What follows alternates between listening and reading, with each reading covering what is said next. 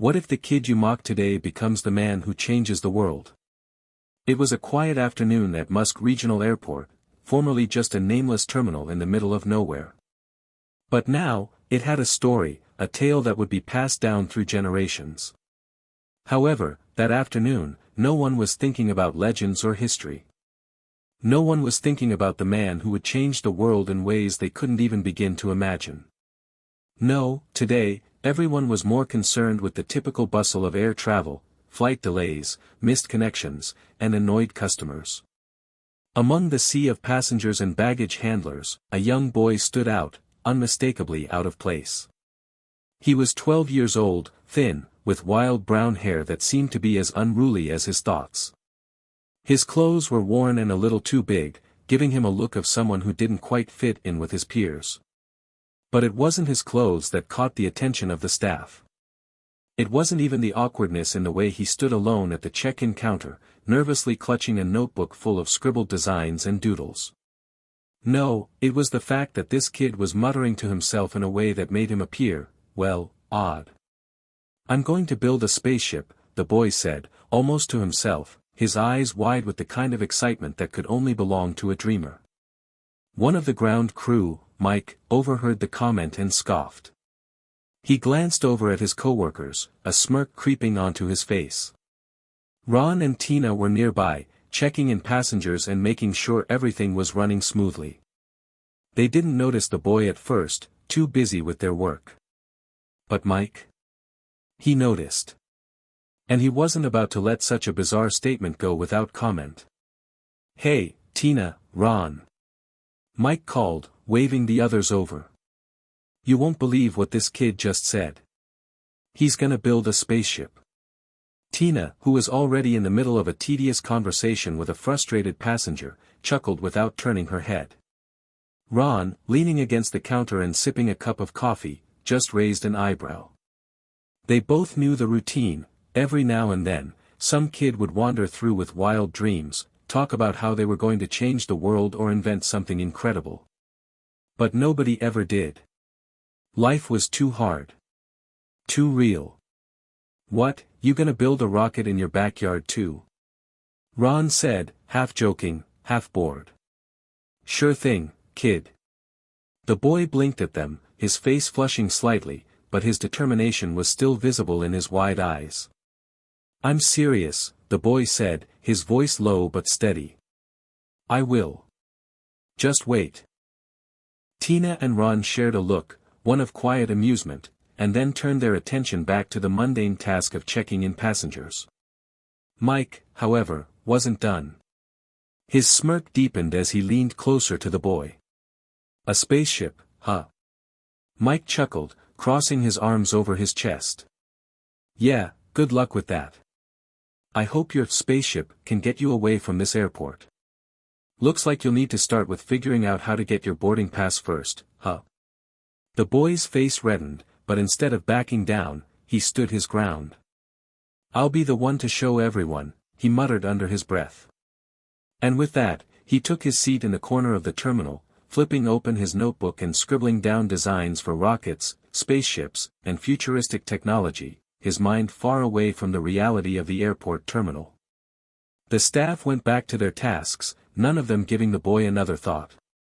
They had their own problems to deal with, and besides, it was just another weird kid dreaming big. Hit subscribe and leave a comment with where you're watching from. This story might just spark a new beginning. What's one thing that always pushes you forward, even when things get tough?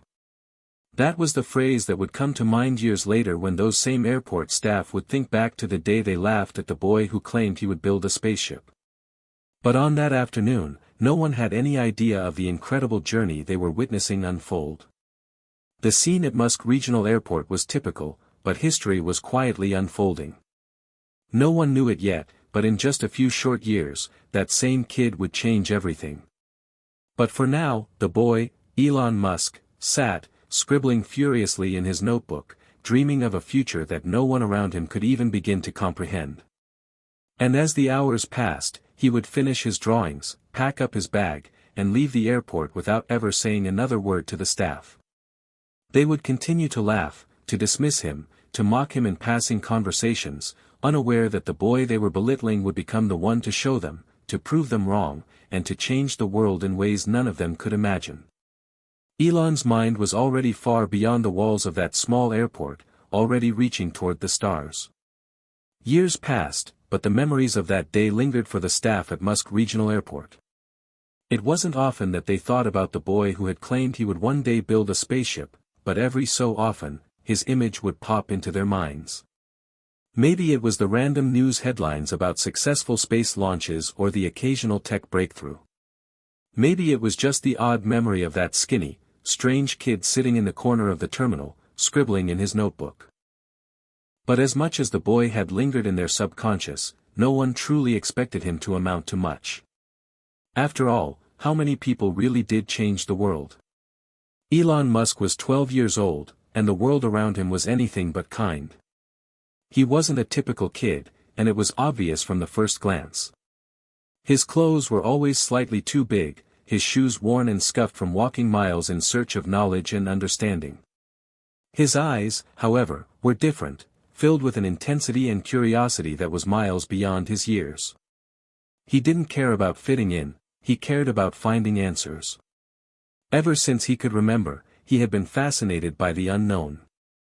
The stars, space, the possibility of life beyond Earth, these were his obsessions. Every free moment was spent with his head buried in books, his hands scrawling equations, formulas, and sketches in the margins of his notebooks. But none of this made him popular. Instead, it isolated him. At school, he was the odd one out, the kid who spent lunch in the library instead of playing sports or chatting with friends. He didn't fit in with the other boys, they made fun of him for his odd ideas and quirky interests. One of his classmates, Tina, had seen him one day at the local park, head tilted to the sky, lost in thought as he observed the stars. She had snickered with her friends, calling him names like Space Case and Rocket Boy behind his back. It was all in good fun, until it wasn't. And yet, there was something about Elon that couldn't be ignored. It was his mind, his brilliance, that stood apart from everyone else. People might laugh at him, but they couldn't shake the feeling that he was destined for something more, something bigger than any of them could grasp. At the airport, the staff didn't see it. To them, Elon was just another dreamer, a kid who was wasting his time with big ideas. It wasn't the first time they had seen someone try to impress the world with lofty goals. And, to be fair, it was easier to laugh than to listen. Tina, for her part, didn't care much for the boy. She was too focused on getting through her day, dealing with impatient customers, and keeping the flow of passengers moving smoothly. She didn't have time for oddball kids with crazy dreams. She had bills to pay, a life to figure out. Ron, the older, more seasoned airport worker, was no different. He had been around long enough to know how things worked. Dreamers didn't make it. The world was a hard place, and anyone who thought they could change it would inevitably be left behind. His sarcasm was a shield, keeping people at arm's length. It was easier that way. Mike, the most vocal of the group, was no stranger to mocking people. It was part of his personality, part of his defense mechanism. If he made fun of others, it was less likely anyone would make fun of him. That was the way things worked, right? But back to that day. The day they laughed at a kid's dreams. It wasn't the first time Elon had been ridiculed. He'd heard worse from classmates, teachers, even family members at times. But this time, it was different. The laughter from the airport staff wasn't just a casual jab, it was a reminder of the world's disbelief in him. They had no idea who he was, or what he was capable of. As the days passed, the boy moved on from that incident. He wasn't the type to hold grudges. Instead, he focused on what mattered, his future. He was driven by the idea that one day, the same people who laughed at him would look at him and regret it. And that, more than anything, pushed him to work harder, to study longer, and to dream bigger. His notebook was full of designs, sketches of rockets, spacecrafts, and ambitious plans that seemed impossible to anyone who wasn't willing to see the future the way Elon did. He didn't just want to build things, he wanted to build things that changed the world.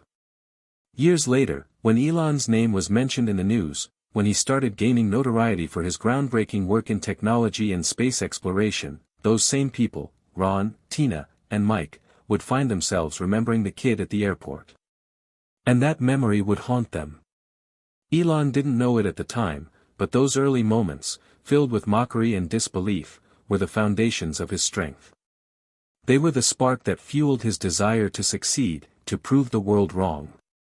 Every laugh, every taunt, only solidified his resolve. In the end, it wasn't the disbelief of others that stopped him. It wasn't the doubters or the naysayers.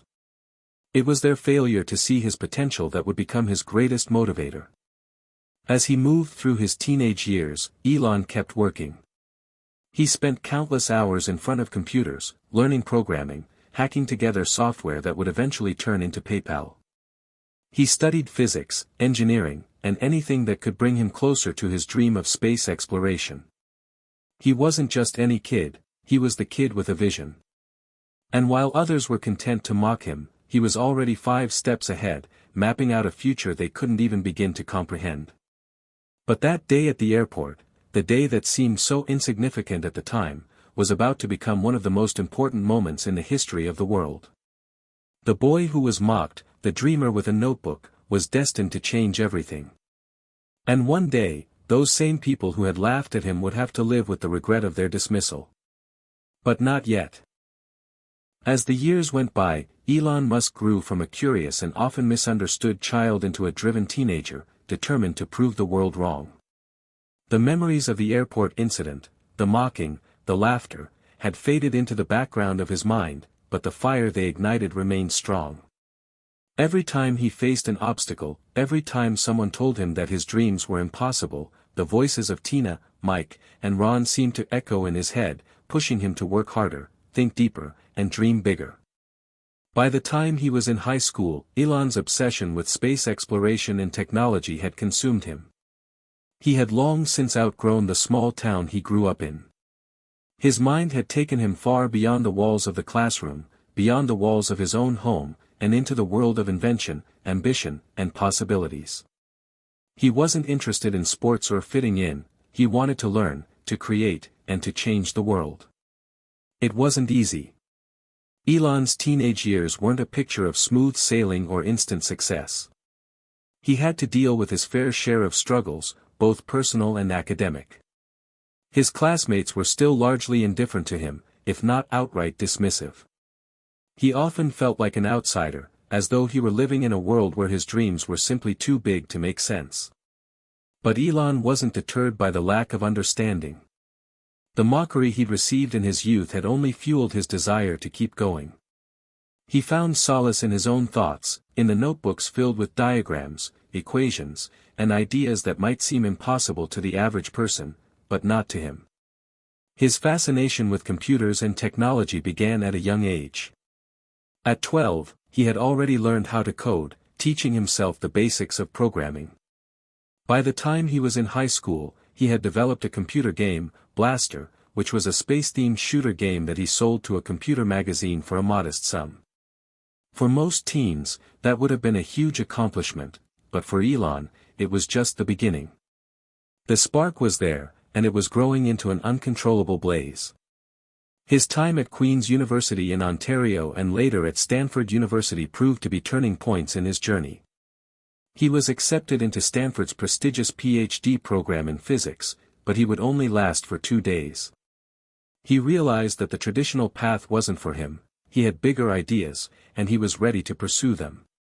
Instead of continuing his studies, he dropped out and moved to Silicon Valley to take a shot at something that could change the world.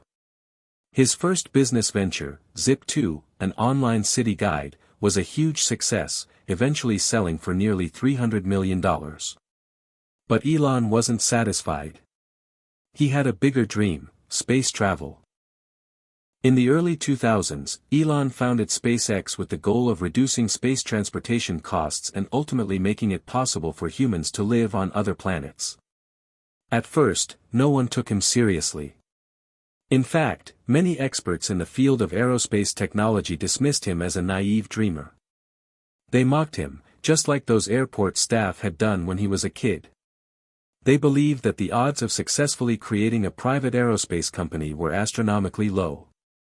But Elon wasn't deterred. He had faced rejection, failure, and mockery his entire life. It was just another hurdle. He had been laughed at before, and now, all he had to do was prove them wrong. Again. The journey wasn't easy. SpaceX's early years were filled with failure after failure. The first 3 launches of their Falcon 1 rocket ended in disaster. The world watched, waiting for them to give up, for the naive dreamer to admit defeat. But Elon didn't. He poured his heart, soul, and remaining fortune into the company, determined to see his dream through. The pressure was immense. His bank account dwindled, his team questioned if they could succeed, and the skeptics only grew louder. It was at this moment, when everything seemed like it was on the verge of collapse, that Elon's resilience finally paid off. The 4th launch of Falcon 1, in 2008, was a success. It wasn't just a small victory, it was a monumental one. It proved that a private company could successfully launch a rocket into orbit, and it catapulted SpaceX into the global spotlight. But Elon's vision didn't stop there. The success of SpaceX was just the beginning. His goals for the future were even grander, much grander. He was already working on the next phase, building reusable rockets. The idea was revolutionary and could lower the cost of space exploration by a factor of 10 or more. The experts doubted it would work. Again, they laughed, mocked, and dismissed his idea. But for Elon Musk, there was never any question about whether it would work. It wasn't about if, it was about when. SpaceX's first successful landing of a reusable rocket in 2015 was another moment of triumph, a historic milestone that stunned the world. For the skeptics, it was a crushing blow. The man who had been mocked so often was now the one who was changing the course of history. At the same time, Elon was also pouring his efforts into Tesla Motors, a company he had joined in 2004 with the goal of revolutionizing the automobile industry with electric vehicles. Like SpaceX, Tesla faced skepticism from the industry, and Elon was ridiculed by many in the automotive world. But once again, his relentless pursuit of innovation paid off. Tesla became a leader in electric cars, and Elon Musk became one of the most influential figures in the tech industry.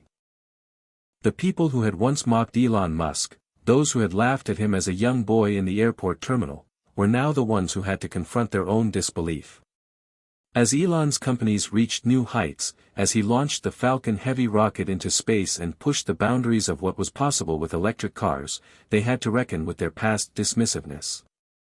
They had laughed at the kid with a notebook, but now, they had no choice but to respect the man who had built that very dream into reality. There's a saying, what goes around, comes around. For Tina, Mike, and Ron, that saying would soon ring painfully true. They had laughed at a boy with dreams. Now, they would have to live with the knowledge that the dreamer they mocked had not only succeeded, but had changed the world. It was 2018, and the world had changed. The future that Elon Musk had once imagined in the solitude of his notebook was no longer a dream. It was reality. SpaceX had successfully landed rockets multiple times, and Tesla's electric vehicles were the talk of the town. The man who had once been mocked by his peers, laughed at by those who couldn't understand his vision, was now a household name. His accomplishments were nothing short of extraordinary. But success, as Elon would soon discover, didn't come without its costs. The weight of expectation was suffocating. Every new achievement came with new challenges, new battles to fight. For Elon, there was no resting on his laurels. There was no taking a break. Every project, every company he built, had its own set of obstacles that required his constant attention.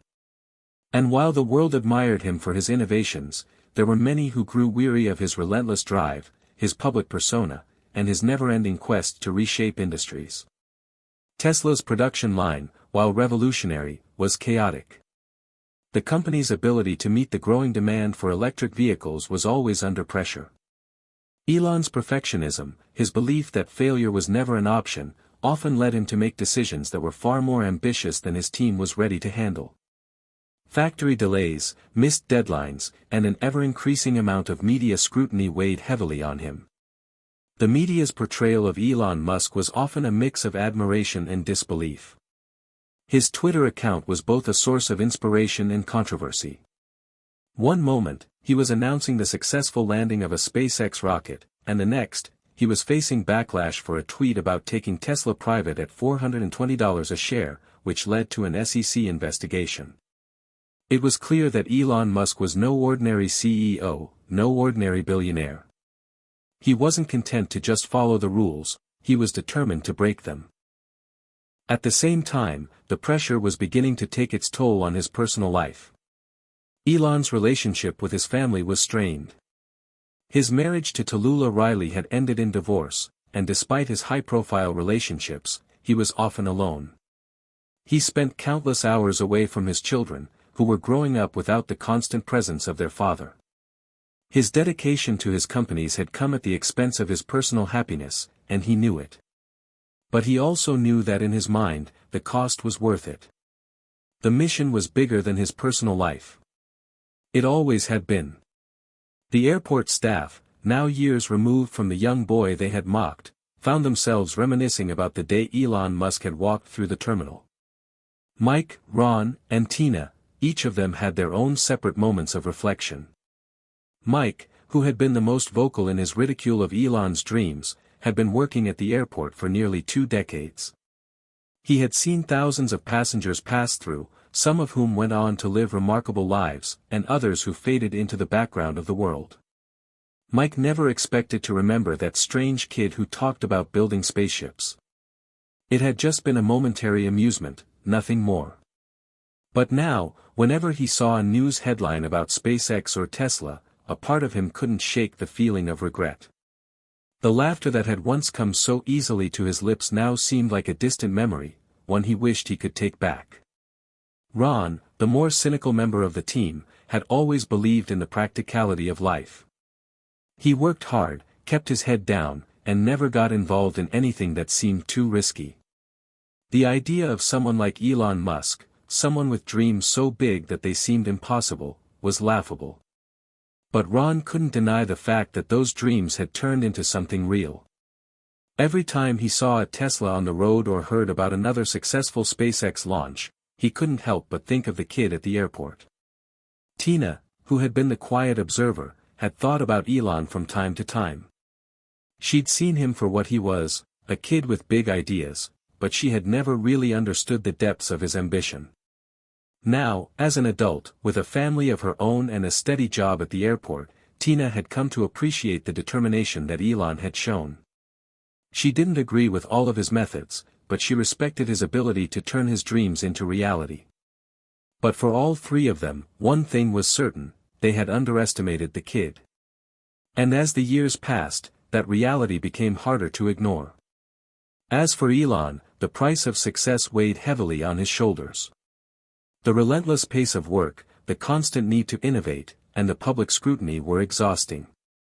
But he pushed forward, driven by the belief that his work would one day change the world in ways that no one could imagine. In 2019, SpaceX achieved another major milestone. The Falcon Heavy, the most powerful operational rocket in the world, successfully launched into space. It was a triumph not just for SpaceX, but for Elon's broader vision. He had set out to make space travel affordable, and with each successful launch, he was getting closer to his goal. But while SpaceX was soaring, Tesla was still struggling. The company's production issues had persisted, and investors were growing impatient. Elon's ability to juggle multiple companies was beginning to show cracks. He found himself constantly torn between SpaceX's missions to Mars, Tesla's push for sustainable energy, and his own mental and emotional well-being. One day, Elon received a call from a former colleague at Tesla, and it left him with a sinking feeling in his stomach. The company was facing major financial difficulties. Despite the successes, despite the innovations, Tesla's future was uncertain. It wasn't just a company on the brink of collapse, it was his legacy. But Elon wasn't one to give up easily. He threw himself into his work, diving headfirst into the most difficult problems, the ones that others had written off as unsolvable. He knew that if he didn't succeed, everything he had worked for, everything he had built, would fall apart. The stakes had never been higher, and the pressure had never been greater. For the airport staff, the news about Tesla's financial struggles was another reminder of the fragile nature of success. They had laughed at Elon when he was just a kid with a notebook. They had dismissed him as someone who would never amount to anything. But now, they found themselves wondering, what would it have been like if they had taken him seriously? What if they had recognized the drive in his eyes that day at the airport? What if they had encouraged him instead of mocking him? It was too late to change the past. But for Mike, Ron, and Tina, the realization that they had been wrong was impossible to ignore. Elon Musk, the boy they had laughed at, had built something bigger than any of them could have imagined. And whether or not Tesla survived, Elon's place in history was already secured. But success, as they all knew, had a price. And sometimes, that price was more than anyone could bear. Elon Musk had reached a pivotal moment in his life. The successes of SpaceX and Tesla were undeniable, but the personal cost was beginning to become more and more evident. Despite his public persona as an unstoppable force of innovation, behind the scenes, he was struggling with the weight of his choices. The constant pressure, the sleepless nights, and the overwhelming responsibility of managing multiple world-changing companies were starting to take their toll on him. It wasn't just the physical exhaustion. It was the emotional and mental strain that came with being the face of not one, but two revolutionary companies.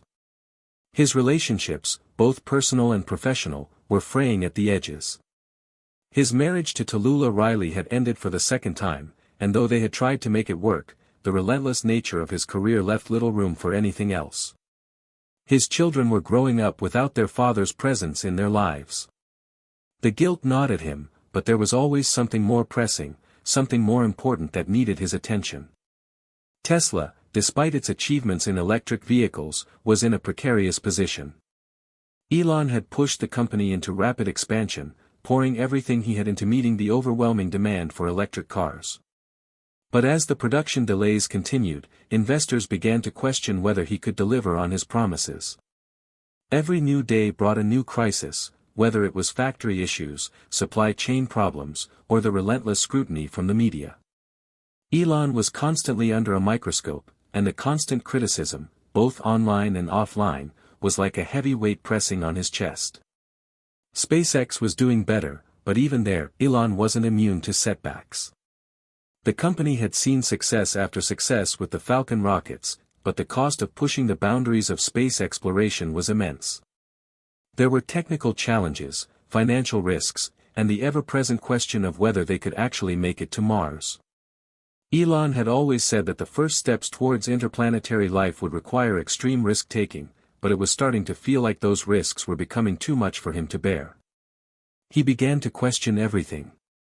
Was it worth it? Was all the sacrifice, all the stress, and all the pain worth the goal of building a future on Mars or creating a sustainable future on Earth? The dream had always been bigger than himself, but now it felt like the weight of that dream was consuming him. There were days when he wondered if he had made a mistake, whether the cost of his success was too high, not just for him, but for those around him. And then there was the constant pressure to be perfect. Elon had always held himself to an impossibly high standard. He had built his reputation on the idea that failure was not an option, and that if you wanted to achieve greatness, you had to be willing to sacrifice everything. But now, the pressure to maintain that image was becoming suffocating. The public loved him, but the public didn't know the real Elon, the one who couldn't sleep at night, who couldn't remember the last time he spent a full weekend with his children, or who had been torn apart by the personal costs of his professional ambitions. Meanwhile, across the country, the trio of airport workers, Mike, Ron, and Tina, had begun to realize the true depth of their past mistake. Their memories of that day when they had laughed at a young Elon Musk felt like a weight on their consciences. Time had passed, and they had moved on with their lives, but the news about Elon's groundbreaking achievements in both space exploration and electric vehicles kept them awake at night. Mike, who had once mocked Elon the loudest, had seen firsthand how his life had unfolded. Now, as the lead maintenance supervisor at a nearby garage, Mike had grown disillusioned with his own career.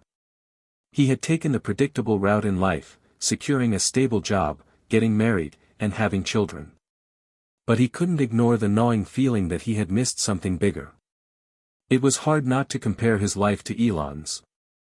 Mike had played it safe, never pushing the boundaries, and while he had his family and friends, he didn't have the same sense of fulfillment that Elon seemed to find, despite all the challenges he faced.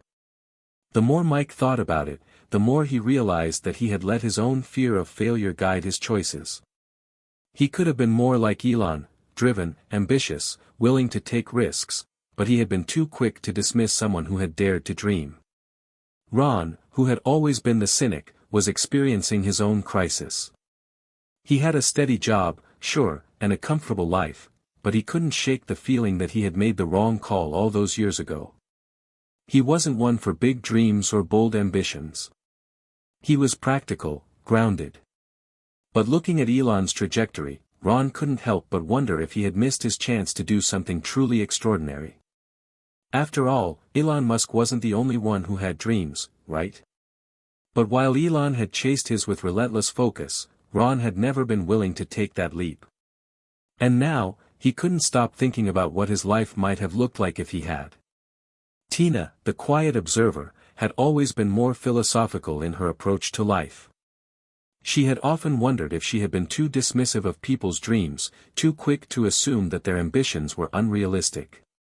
Elon's success had shown her that anything was possible if you were willing to sacrifice and work for it. But she had also realized the cost of that kind of ambition. The toll it had taken on Elon's personal life was evident to her, and it made her wonder if perhaps there was a different way to live, a way that balanced dreams with happiness, ambition with contentment. As the three of them reflected on their past and their choices, they found themselves more and more preoccupied with the notion that they had once mocked someone who had dared to dream. They hadn't known it then, but that young boy with the grand ideas had been someone who would go on to change the world. And perhaps, in their own way, they had learned something about themselves in the process. Elon, for all his accomplishments, still struggled with the question that had plagued him for years: was the cost of his dreams worth it? He had achieved what so many thought was impossible, but in doing so, he had paid a high price. His relationships had suffered, his personal life was a mess, and the pressure of constant scrutiny seemed never-ending. There were days when he wasn't sure if he could continue. But then, as always, his vision for the future pulled him back. The dream was bigger than him. It always had been. The years that followed Elon Musk's rise to fame were filled with both triumph and turmoil. His innovations changed the world, but the weight of those changes seemed to crush him from every side. Despite his outward success, internally, Elon was beginning to feel the strain. The crushing weight of running two cutting-edge companies, one with rockets that reached for the stars and the other with cars that promised to save the planet, was starting to break him. The endless cycle of achieving and then pushing even further than any human mind could possibly comprehend, had begun to take its toll. As 2021 arrived, Elon found himself facing a moment of reckoning. His Twitter account had become both a symbol of his freewheeling genius and a source of controversy. Each tweet seemed to spark a firestorm, whether it was about Bitcoin, his stance on electric vehicles, or even personal rants against journalists or critics. The world had come to expect a reaction, and Elon had delivered. But it was starting to feel less like a choice and more like a compulsion, a need to push the limits, even if it meant alienating those around him. His colleagues and friends had begun to notice a shift in his demeanor. Elon, once the relentless optimist who saw potential in every challenge, had grown distant. He was now more guarded, almost paranoid, as if the weight of his empire was too much to bear alone. It was becoming increasingly clear to those closest to him that the success of his companies wasn't the only thing keeping him going. His ego, his identity, was now inseparably tied to his ability to change the world, and that obsession was isolating him. Even with all his success, Elon was alone. His marriage to Tallulah had ended once again. His romantic relationships, though often in the spotlight, seemed to spiral into chaos as his ambition overshadowed everything else. His children, now older, were growing up with less of his time and attention. They were brilliant, talented kids, but they didn't have their father's presence. And that broke Elon. At work, things were no better. The pressure from investors was mounting, especially after some of Tesla's worst quarterly reports. There were rumors about production delays, software failures, and safety concerns that had begun to tarnish Tesla's once pristine reputation. SpaceX, while still progressing with its ambitious mission to reach Mars, was also facing a major financial crunch. It was impossible to ignore the mounting sense of doubt that began creeping into the discussions within both companies.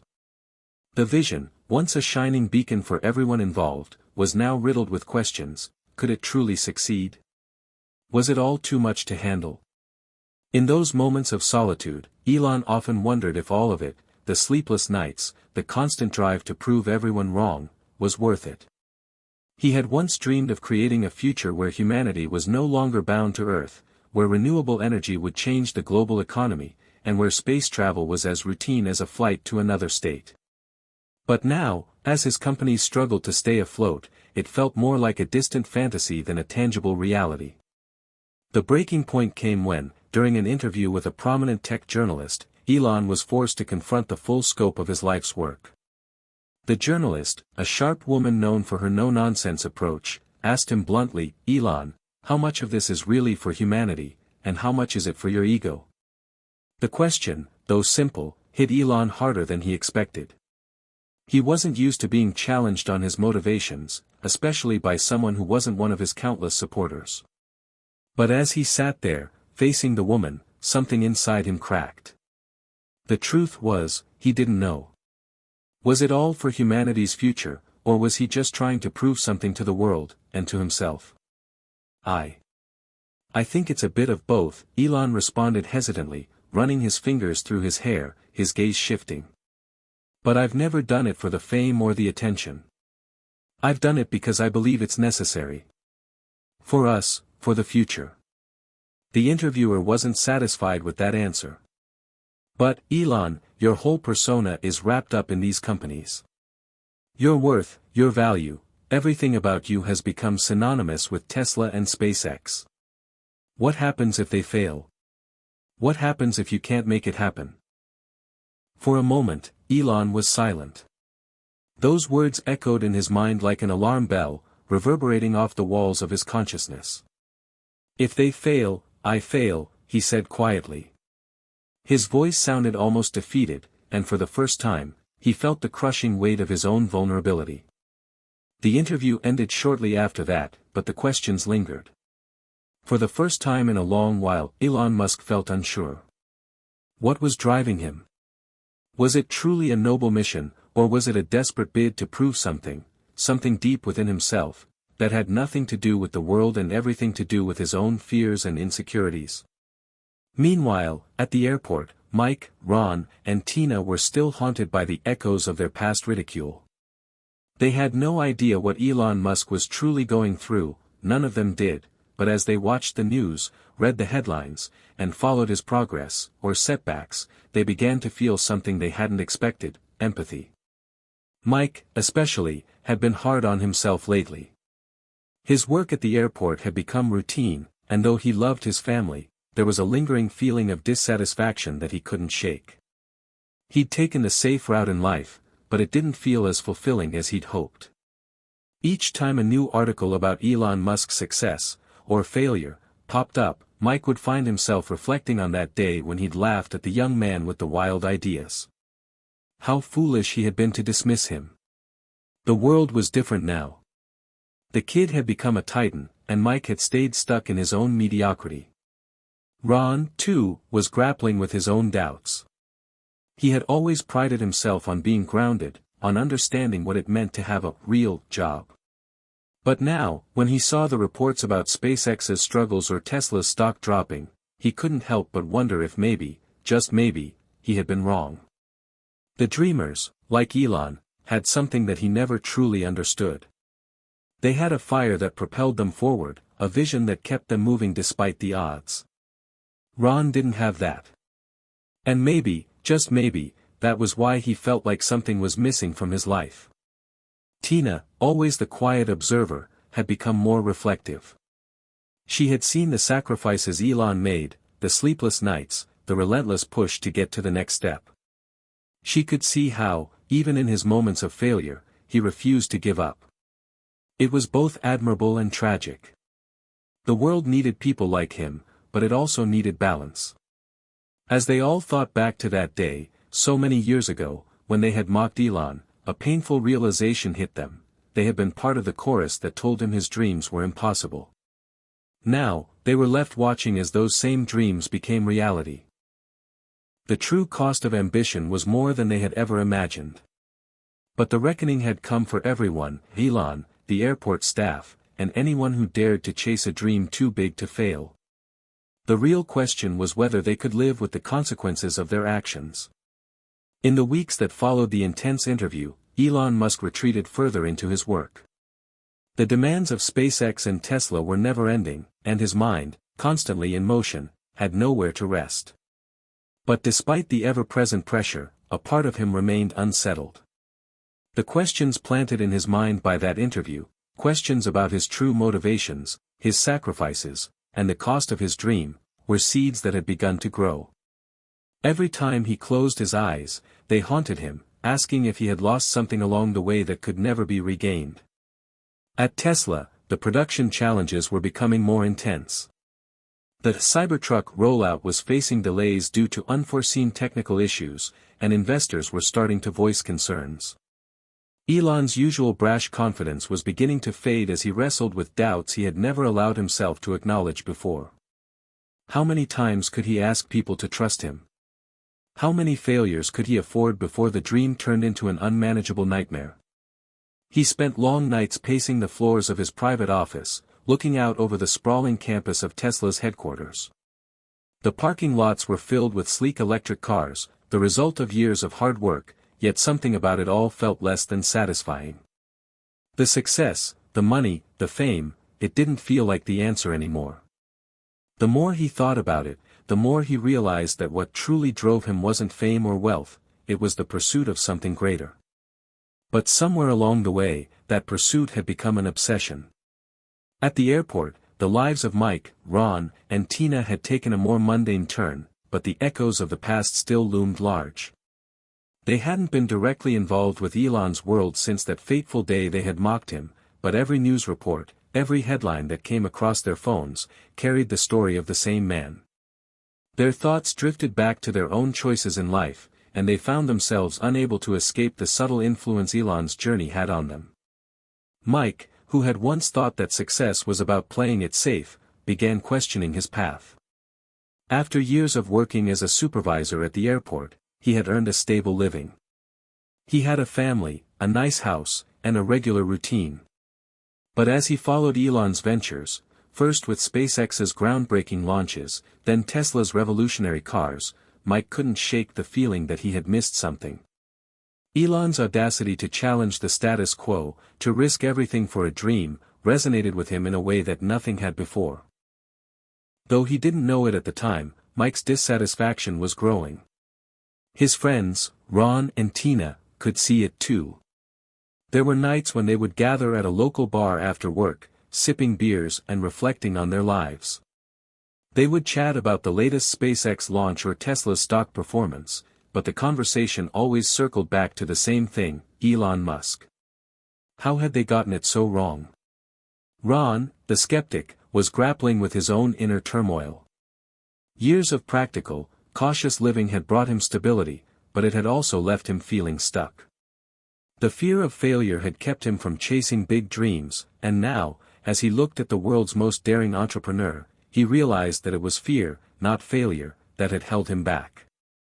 He didn't know if he could have ever been Elon Musk, but he certainly could have been bolder, more willing to take risks.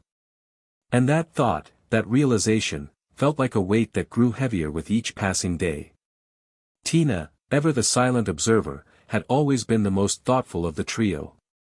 She had seen the way Elon's life had unfolded, the sacrifices, the tireless effort, the constant pursuit of something greater. She admired his resolve, but she also recognized the toll it had taken on him. It wasn't just about the work or the accolades, it was about the personal cost. And while Elon's ambition had driven him to achieve extraordinary things, Tina couldn't help but feel a sense of sorrow for the man. There had to be a way to balance ambition with fulfillment, she thought. The question was, had Elon found that balance, or was he too far gone to realize it?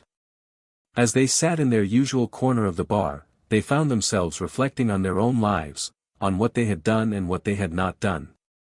And there, amidst the flickering lights and the hum of quiet conversations, they began to understand the ripple effect that one person's dream could have on the world. Elon, though physically present at Tesla's headquarters, was increasingly absent in the lives of those who truly mattered to him. His relationship with his children had become strained. His family life, once a priority, was now secondary to the relentless pursuit of his ambitions. His children, now growing older, needed him in ways they hadn't before. But Elon, driven by a sense of urgency that only he could understand, found himself unable to give them the attention they craved. One evening, while on a video call with his eldest son, Nevada, he found himself distracted. His mind wandered to the challenges at SpaceX, to the looming deadlines for Tesla's next launch, and to the questions that had been growing in his mind. But as Nevada spoke, trying to explain something trivial about his day, Elon realized how far apart they had grown. "Dad, you're not listening," Nevada said, his voice tinged with frustration.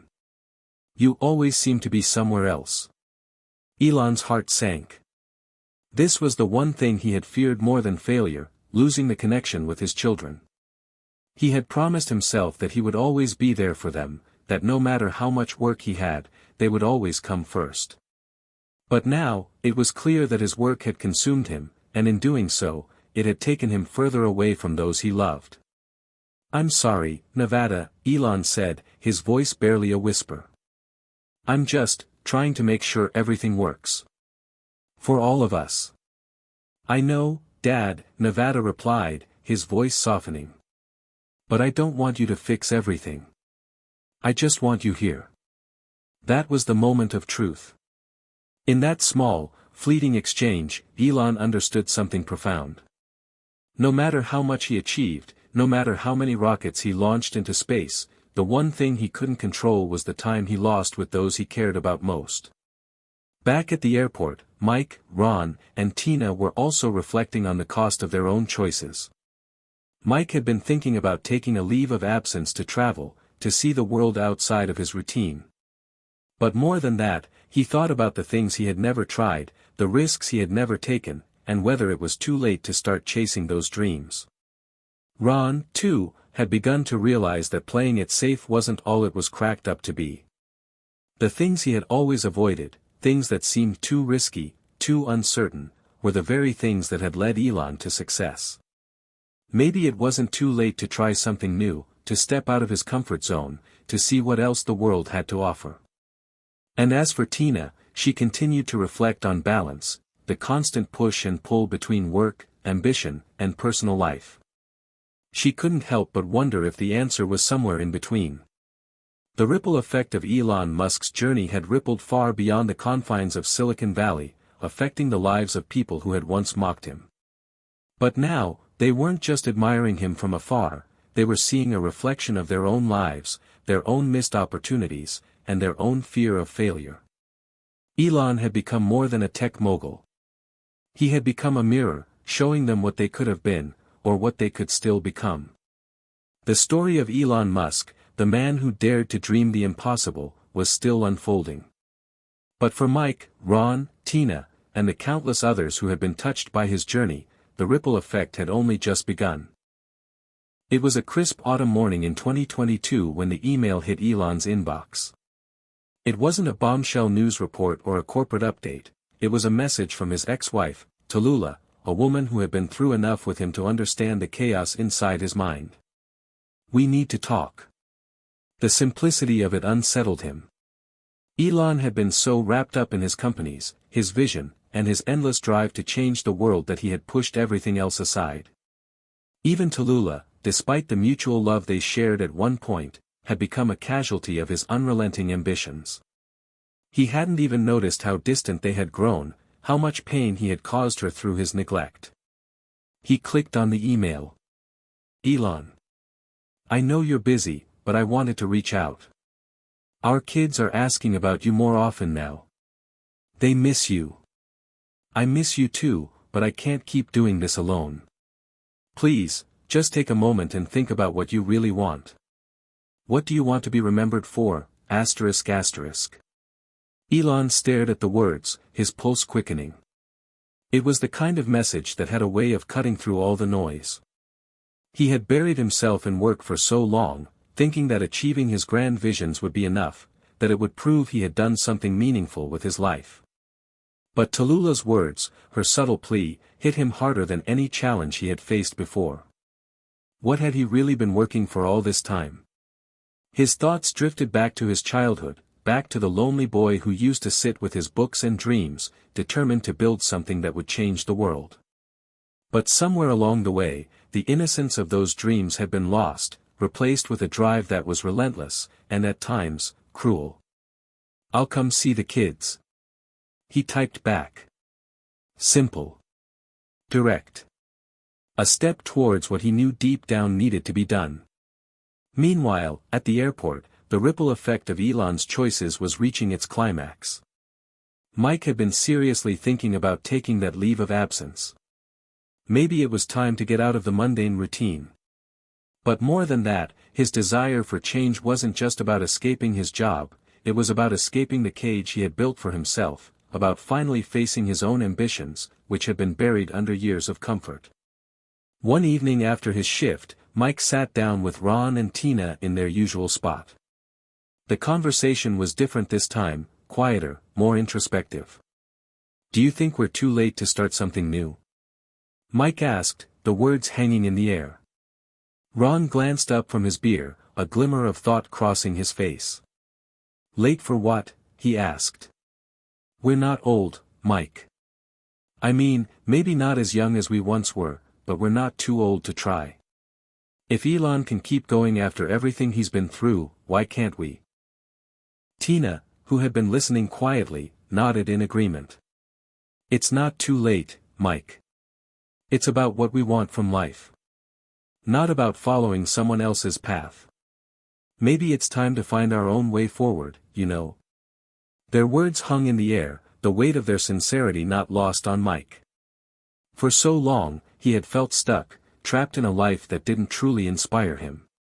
He had gone through the motions, day after day, earning a paycheck, going home to his family, repeating the same pattern. But now, after everything he had seen and heard about Elon Musk's journey, something inside him was beginning to stir. What if he, too, could take a risk? What if it wasn't too late to chase a dream of his own? Back in Silicon Valley, Elon was grappling with his own turning point. The visit to see his kids was difficult, but necessary. As he walked through the door of Tallulah's house, the familiar surroundings felt almost foreign. His children, now teenagers, greeted him with cautious warmth. They were happy to see him, but there was a palpable distance that hadn't been there before. They weren't the young kids he once knew, they had grown, just as he had. Dad, where have you been? Nevada asked, his tone not angry, but curious. There was a slight sadness in his voice, a hint of longing for the father he had once known. Elon kneeled down, his heart heavy. The weight of the years he had spent away from them pressed down on him. I've been working. Trying to fix things. He paused, unsure how to put his feelings into words. But I realize I've missed so much. His son didn't say anything at first. Instead, Nevada just nodded, his eyes locking with Elon's. There was no judgment, just a quiet acceptance. We understand, Dad.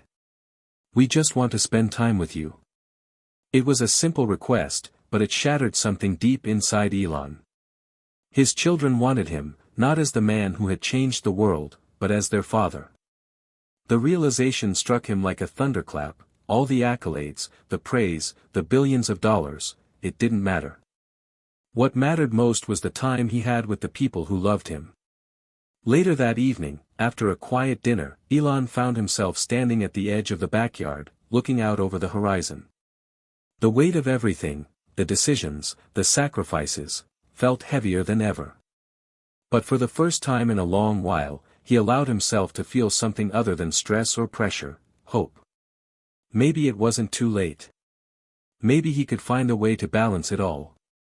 His dream of changing the world had always been his guiding light, but perhaps it was time to realize that his family, the people he loved, were the true anchors in his life. Back at the airport, Mike found himself thinking deeply about what Ron and Tina had said. The next day, when he was off shift, he took a walk through a nearby park, the cool air brushing against his face. He looked at the world around him, the trees, the people jogging by, the families gathering for picnics, and felt a stirring inside of him. This was what he wanted to experience more of: the unpredictability of life, the joy of taking chances, and the excitement of doing something that made him feel truly alive. In the days that followed, Mike made a decision. He would take that leave of absence. But not just to escape. He would take the time to think, really think, about what he wanted to do next. For the first time, he felt the power to choose his own path, to take risks and make a change. And maybe, just maybe, it was time for him to do something that mattered, something that would make him proud. For Ron and Tina, the conversations had sparked something similar. Ron, ever the pragmatic one, started to look into a side project, something creative, something that would allow him to express himself. Tina, too, began exploring new possibilities. It wasn't about chasing fame or fortune, it was about finding meaning, about making choices that felt true to themselves. The ripple effect of Elon Musk's ambition had reached them all. And now, each of them was faced with a choice: to keep living in the safe, comfortable routine they had built for themselves, or to take a leap of faith, just as Elon had. As they each faced their own turning point, they realized that change was never easy. But it was always possible. A few months had passed since Elon's moment of reflection with his children. The busy hum of life had slowly resumed at SpaceX and Tesla, but a significant shift had occurred within him. He was no longer consumed by the frantic need to push forward at any cost. The weight of his responsibilities still pressed on his shoulders, but the clarity gained from his conversation with Nevada and his subsequent reflections gave him a renewed sense of purpose. Elon had taken a step back, opting to spend more time with his family, even if it was just a few hours each week. He knew that the balance he had once thought impossible was now something worth fighting for. But there was something else brewing in the background that he couldn't ignore: the very people who had once mocked him. It was a strange thing, watching his critics from afar. He didn't care about the mocking anymore, but as his influence continued to grow, the comments, the jabs, the ridicule never stopped. And it wasn't just from casual observers. There were those in the industry who were more than happy to see him stumble, to highlight the flaws in his grand vision. But what stung most were the actions of people like the airport staff, Mike, Ron, and Tina. His life had intersected with theirs only briefly, and yet their opinions had stayed with him. He couldn't shake the sense that their judgment had come at a cost. He had been through so much to get where he was, but it wasn't just the naysayers who had caused the emotional scar tissue, it was those who had dismissed him as nothing more than a joke. It was one thing to be laughed at by strangers, it was another to be mocked by people who had seen you at your most vulnerable, people who had no real understanding of the weight you carried on your shoulders. Mike, Ron, and Tina were just regular people, but they represented something larger, an entire society that was quick to judge without understanding, eager to dismiss a dream without considering the drive behind it. Elon sat at his desk late one evening, staring at the glowing screen in front of him. The news was filled with stories of SpaceX's latest achievements and Tesla's increasing stock value. But despite the success, he couldn't shake the anger bubbling inside of him. It wasn't about the public recognition or the money, it was about the fact that people had never understood the vision. His ambition, his purpose, they weren't just about getting rich or being famous. They were about something far deeper, something beyond personal gain. He began to draft an email, a letter that had been simmering in his mind for months. A letter to those who had mocked him, to those who had dismissed him. Not to settle scores or create conflict, but to speak the truth. He wanted them to understand what it had really cost to chase his dreams, and perhaps, in doing so, open their eyes to the price of judgment. Meanwhile, back at the airport, life for Mike, Ron, and Tina had continued much as it always had, though with a distinct undercurrent of change. Each of them had begun to take small, uncertain steps toward their own transformations. Mike, still on his leave of absence, had spent his time traveling, first to nearby cities, then to distant countries. He hadn't quite figured out what his next move would be, but for the first time, he felt a sense of freedom, as if the future was no longer bound by the constraints he had once accepted. Ron, on the other hand, had taken a leap of faith in a different way. He had signed up for a photography class, something he had always wanted to do but had pushed aside for practical reasons. The first few weeks were rocky, filled with self-doubt and frustration, but there was something fulfilling about capturing the world through a lens that gave him an unexpected sense of purpose. Tina, ever the quiet observer, had begun to explore new opportunities at the airport. She was still working, of course, but she had taken up a second role as a mentor for newer employees. The interaction with younger staff, full of potential and enthusiasm, reignited something inside her. It wasn't a career change, but it was a shift in her mindset.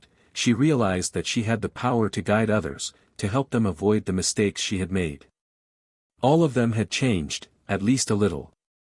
But what remained was the unresolved feeling that they had been wrong about Elon Musk. They had mocked him, dismissed him as a fool, without truly understanding the kind of person he was or the weight of his dreams. And now, those feelings of regret were starting to take root. One evening, as Mike sat in a small cafe in Lisbon, he received an email notification that made his heart skip a beat. It was from none other than Elon Musk. Subject: a letter to those who mocked me. Mike opened the email with a sense of disbelief. He hadn't expected to hear from Elon directly, especially not after all this time. The letter was long, but it was clear and direct, unlike anything he had imagined Elon might say. The words were candid and raw, exposing the vulnerabilities that Elon had never shown to the public. I've spent a lot of time reflecting on my life recently. I've been called many things: genius, madman, visionary, and even fool. But the truth is, those who mock and ridicule often do so because they don't understand the sacrifices behind the dream. My journey has been filled with pain, doubt, and failure, but it's also been a journey of self-discovery. Elon went on to explain the isolation he had often felt, the burden of his decisions, and the constant pressure to prove everyone wrong. It was clear he wasn't writing to make excuses, but to offer a glimpse into the human side of his story. The hardest part is that people like you, those who once laughed at me, may never know what it was truly like to live this life. I'm not angry with you, but I hope that with time, you'll come to understand that dreams, no matter how ridiculous they seem, are worth pursuing. We may have crossed paths in the past, but it's my hope that we can all grow from this experience and find a way to forgive. Not just each other, but ourselves. Mike sat back in his chair, the weight of Elon's words sinking in. For the first time in a long time, he felt a stirring of remorse for the judgment he had passed all those years ago.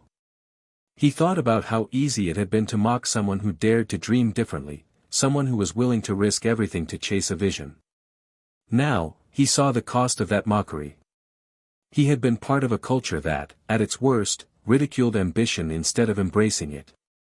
The ripple effect of Elon's journey had touched lives in ways he couldn't have foreseen. The letter was a catalyst for change, not just for Mike, but for Ron, Tina, and countless others who had once dismissed him. Elon Musk had always been driven by a singular, unrelenting force, the desire to make a mark on the world. But in his letter, he had revealed a side of himself that not many people knew, the part of him that was human, that was vulnerable, and that questioned whether it had all been worth it. And for the first time, those who had once mocked him began to question themselves. It wasn't just about what Elon had done, it was about what they had failed to understand. The consequences of their silence, their judgment, and their ridicule had rippled through their lives, urging them to rethink their own paths. It wasn't long after Mike had read Elon Musk's letter that he began to feel a shift within himself. The words had been unexpected, vulnerable, and raw, things that Mike had never imagined coming from a man like Musk. For so long, Elon had been this larger-than-life figure, someone to admire from a distance but never really understand. But after reading the letter, Mike realized there was a side to Elon that was just like him, imperfect, uncertain, and vulnerable. The very fact that Elon had taken the time to write to people like him, those who had once mocked him, was a testament to the kind of person he had become, or at least was trying to be. It wasn't about seeking revenge or holding grudges. It was about offering understanding, about showing the world that dreams and failures were interconnected, and that redemption wasn't just possible, it was necessary. Mike sat in his favorite spot in Lisbon, overlooking the river, a cup of coffee in hand, his mind racing. His thoughts kept drifting back to the people he had once judged, to the moments when he had stood in that airport cafe laughing with Ron and Tina, mocking Elon's bold ambitions. It felt like a lifetime ago now, but the memory remained as fresh as the sting in his chest. He quickly grabbed his phone, fingers shaking slightly as he typed a message to Ron and Tina. "We need to talk. I think it's time to own up to something. Meet me in the usual spot tomorrow after work." Back at the airport, Tina was finishing up her shift when her phone buzzed with the unexpected message. Mike's text wasn't something she was used to receiving from him. Normally, he was the one cracking jokes, teasing Ron about his latest crisis of creativity. But this felt different. She stared at the screen for a few moments before replying. "I'm in. Let me know when you're there." Tina had changed a lot in the past few months. The weight of her job, the monotony, had worn on her, but the mentorship role she'd taken on had awakened something inside her. She had started asking herself questions that she had long ignored. What did she want out of life? Was she going to spend another decade waiting for something to change, or was it time for her to step up and take charge? She wasn't sure where the conversation with Mike would lead, but she felt something deep inside, a sense that things needed to change. And maybe, just maybe, this would be the first step in that change. Ron, on the other hand, had no idea what was coming. He had been in the middle of editing photos from a weekend outing when Mike's message came through. "What's up?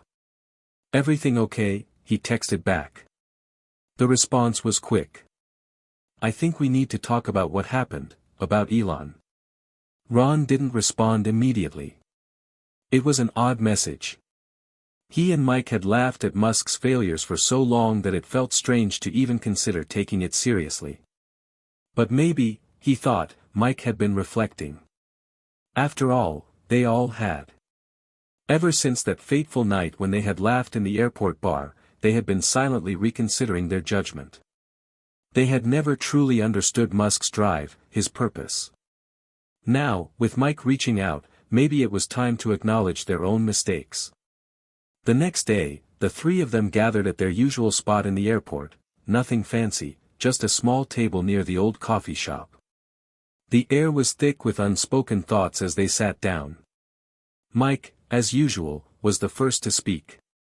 "I've been thinking about what happened, what we said about Elon," Mike began, his voice low. "I feel like we missed something. We mocked him without ever understanding why he was doing what he did." Tina nodded slowly, the weight of his words sinking in. "I've been thinking the same thing," she admitted. "I mean, sure, he's a billionaire and all, but it wasn't about the money, was it? It was about a vision that none of us saw." Ron leaned back in his chair, running his fingers through his hair.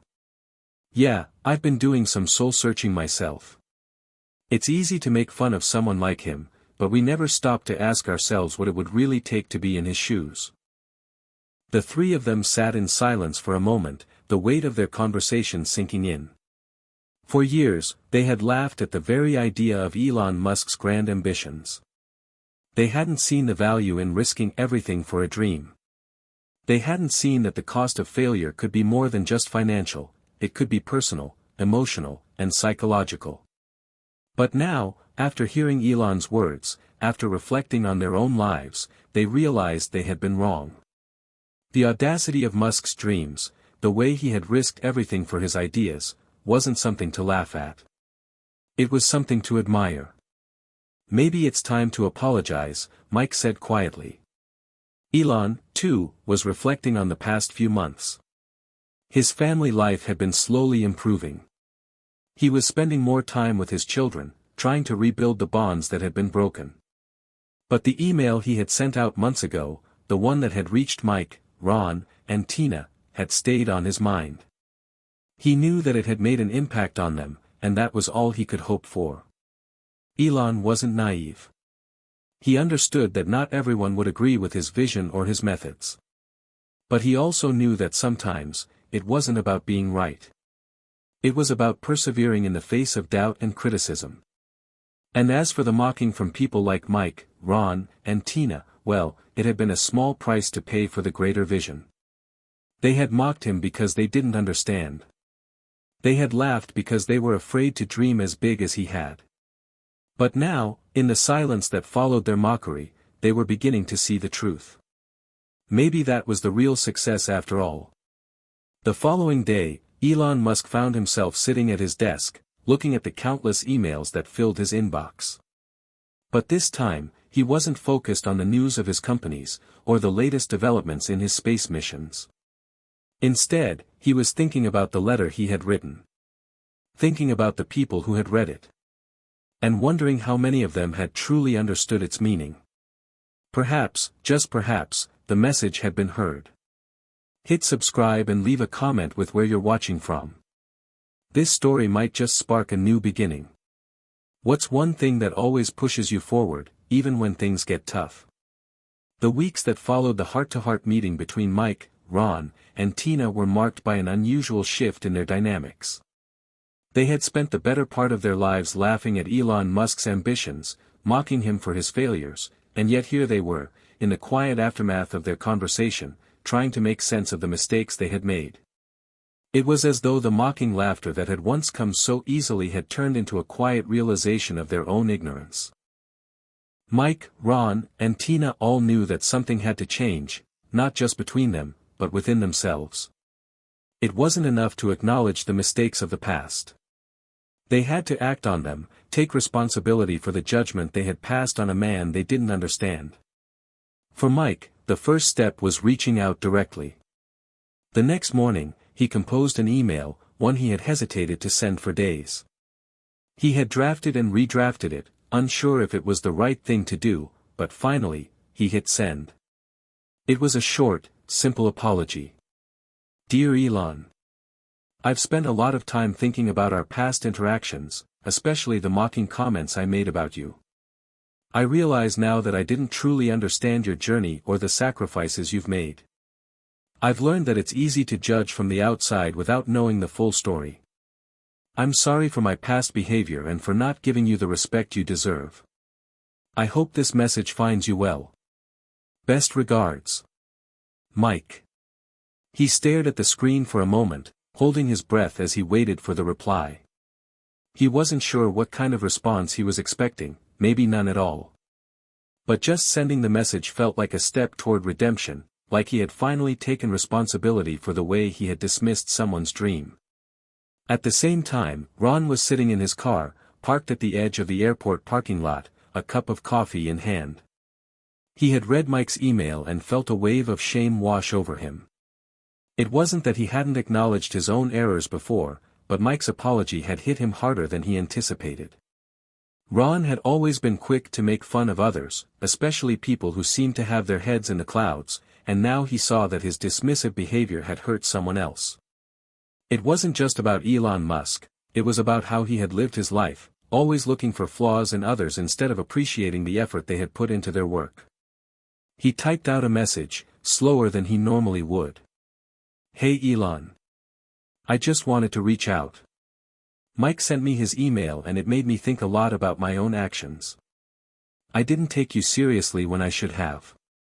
We all laughed about your failures, but I can see now that there was so much more to it. I was wrong. I'm sorry for the way I treated you. I hope you're doing well. Ron. It wasn't much, but Ron felt better after hitting send. He didn't expect forgiveness, but he hoped that maybe, just maybe, Elon would read it and see that not everyone who had mocked him had done so out of malice. Tina, too, had her moment of clarity. It had taken her some time to understand the true weight of what they had done, but she had always been more reserved, more quiet. She didn't want to make the same mistakes again. When Mike and Ron sent their apologies, she knew she couldn't remain silent any longer. She sat in her apartment, looking out the window, thinking about how her own life had changed since that night at the airport. She had started taking risks, opened herself up to new opportunities, and began to see that the world was larger than the small box she had confined herself to. She wanted to be someone who was capable of learning from her mistakes. So she wrote her own message to Elon. Dear Elon. I've been reflecting a lot on everything that happened. I, too, was part of the group that mocked you without ever truly understanding your journey. For that, I am deeply sorry. I know it's easy to criticize from the sidelines, but I now realize that the courage it takes to pursue your dreams is something we all should respect. I wish you nothing but the best. Tina. As the day went on, Mike, Ron, and Tina waited for some sort of response. None of them expected an immediate reply. They understood that Elon was busy, perhaps too busy to care about what they had to say. But that wasn't the point. The point was that they had acknowledged their mistake, and they were trying to make it right, even if only in small ways. Then, a few days later, they received their answer. Mike's phone buzzed with a notification. His heart skipped a beat when he saw the name in the inbox, Elon Musk. He quickly opened the message, his eyes scanning the words. Dear Mike, Ron, and Tina. I wanted to take a moment to acknowledge the messages you've sent me. It's not easy to own up to one's mistakes, especially when it comes to how we treat others. But it's something I deeply respect. We've all made judgments we regret, and I know I've been there myself. Your words mean more than you know. Thank you for reaching out, and I wish you all the best on your journeys. Sincerely, Elon. Mike reread the email several times, a feeling of relief washing over him. It wasn't the kind of dramatic response he might have hoped for, but it was enough. Elon had heard them. He had seen their effort, their willingness to be vulnerable, to make amends. And that was something worth more than any apology. As they each read the email, the three of them sat in silence, reflecting on how much had changed over the past few months. There was no grand reconciliation or dramatic confrontation. Instead, there was a quiet realization that they had been part of something larger than themselves, the ability to change, to grow, and to embrace the lessons that life had to offer. Mike, Ron, and Tina had learned something invaluable, that it wasn't enough to simply regret the past. They had to act on that regret, make it right, and evolve as individuals. And perhaps, in the process, they had begun to understand something deeper about Elon Musk and his journey, the ability to keep moving forward, no matter the obstacles. Elon's email had been the catalyst for something unexpected. While Mike, Ron, and Tina had anticipated little more than a brief acknowledgement from the billionaire, they found themselves deeply moved by the simplicity and sincerity of his response. It wasn't about grandeur, but rather about shared understanding and growth. In a way, it felt like the first step toward healing, not just between them and Elon, but also within their own lives. But as they would soon learn, the effects of their actions reached far beyond just them. Weeks passed, and life at the airport slowly began to return to normal.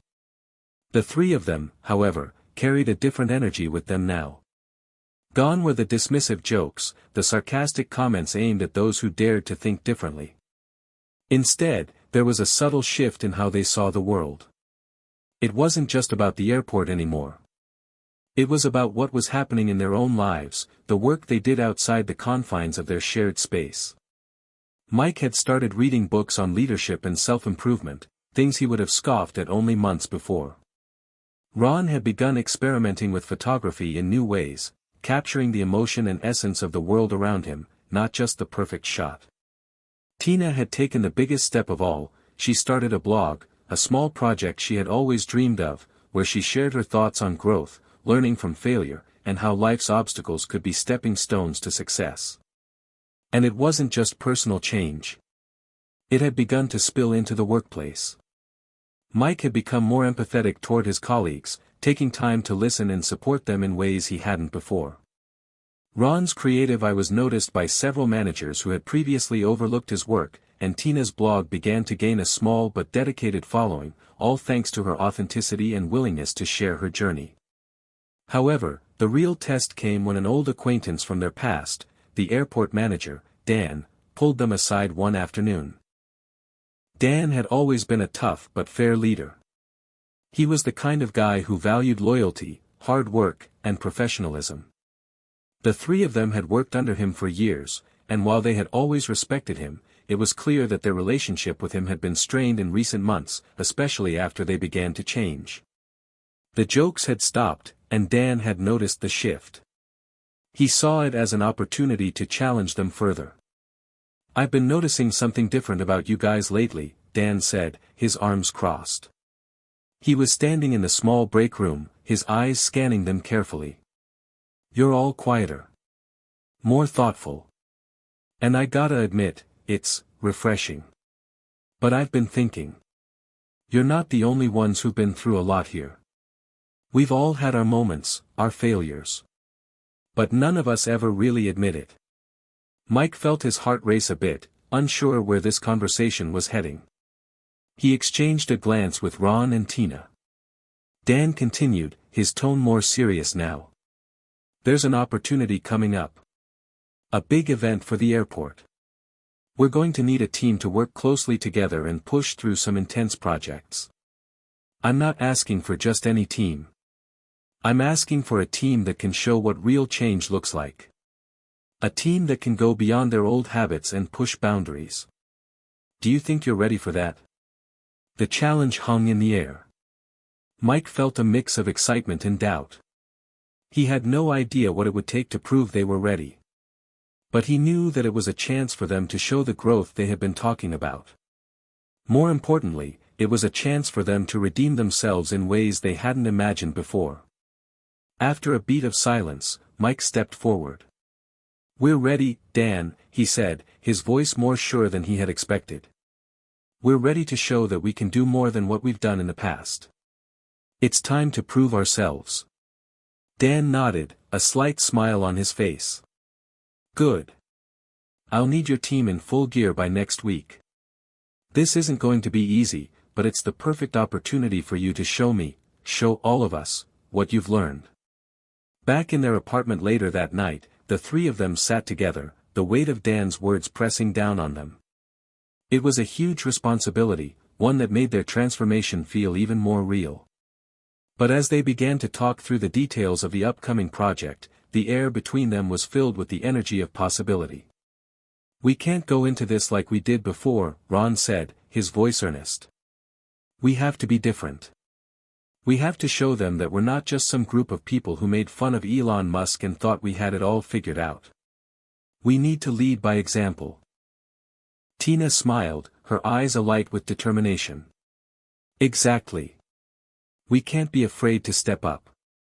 We've already taken the first step in admitting our mistakes. Now it's time to show that we've learned from them." Mike nodded, feeling a sense of unity he hadn't felt in a long time. "Let's prove to ourselves, and everyone else, that we're capable of more than just jokes and half-hearted efforts. Let's go all in." The next few weeks were a blur of meetings, planning sessions, and late nights at the airport. The event that Dan had mentioned was quickly approaching, and the trio had thrown themselves into the work with a new sense of purpose. There were challenges, logistical issues, disagreements, moments of self-doubt, but each time they stumbled, they found themselves coming back stronger, more united. It wasn't long before the airport staff began to notice the difference in the three of them. The transformation wasn't just about the work they were doing, it was about the energy they brought to the workplace, their willingness to listen to others, their drive to do things the right way. Their newfound humility was contagious, and it began to ripple through the team. Soon, Dan noticed too. One afternoon, as they were wrapping up the final touches on the project, he pulled Mike aside. "I've seen the change, Mike," Dan said, his voice gruff but with a hint of pride. "You've come a long way from the people you were when you first started here. I'm impressed. You've earned the team's trust. More importantly, you've earned my trust." Mike felt a rush of pride, but also a wave of gratitude. "We couldn't have done it without the team," he replied. Everyone stepped up. Everyone gave it their all. Dan's smile was rare, but it was genuine. And that's what matters. It's not just about individuals. It's about how you work together. And you've all proven that. As the day of the event arrived, Mike, Ron, and Tina stood together, looking over the bustling airport, the atmosphere charged with anticipation. The project had come together perfectly, everything was in place, and their team was ready. For the first time in a long while, Mike felt a sense of pride that wasn't tied to a job well done, but to a change that had taken place inside him. This wasn't just about the event anymore. It was about who they had become.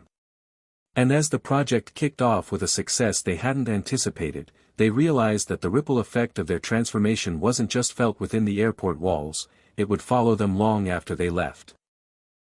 Success, they say, is a double-edged sword. For Mike, Ron, and Tina, their recent triumph at the airport event had brought them into the spotlight. They were no longer the team that people rolled their eyes at. Now, they were the ones others looked to for guidance. But as the praise poured in, so did the pressures that came with it. The first few days after the event had felt like a dream.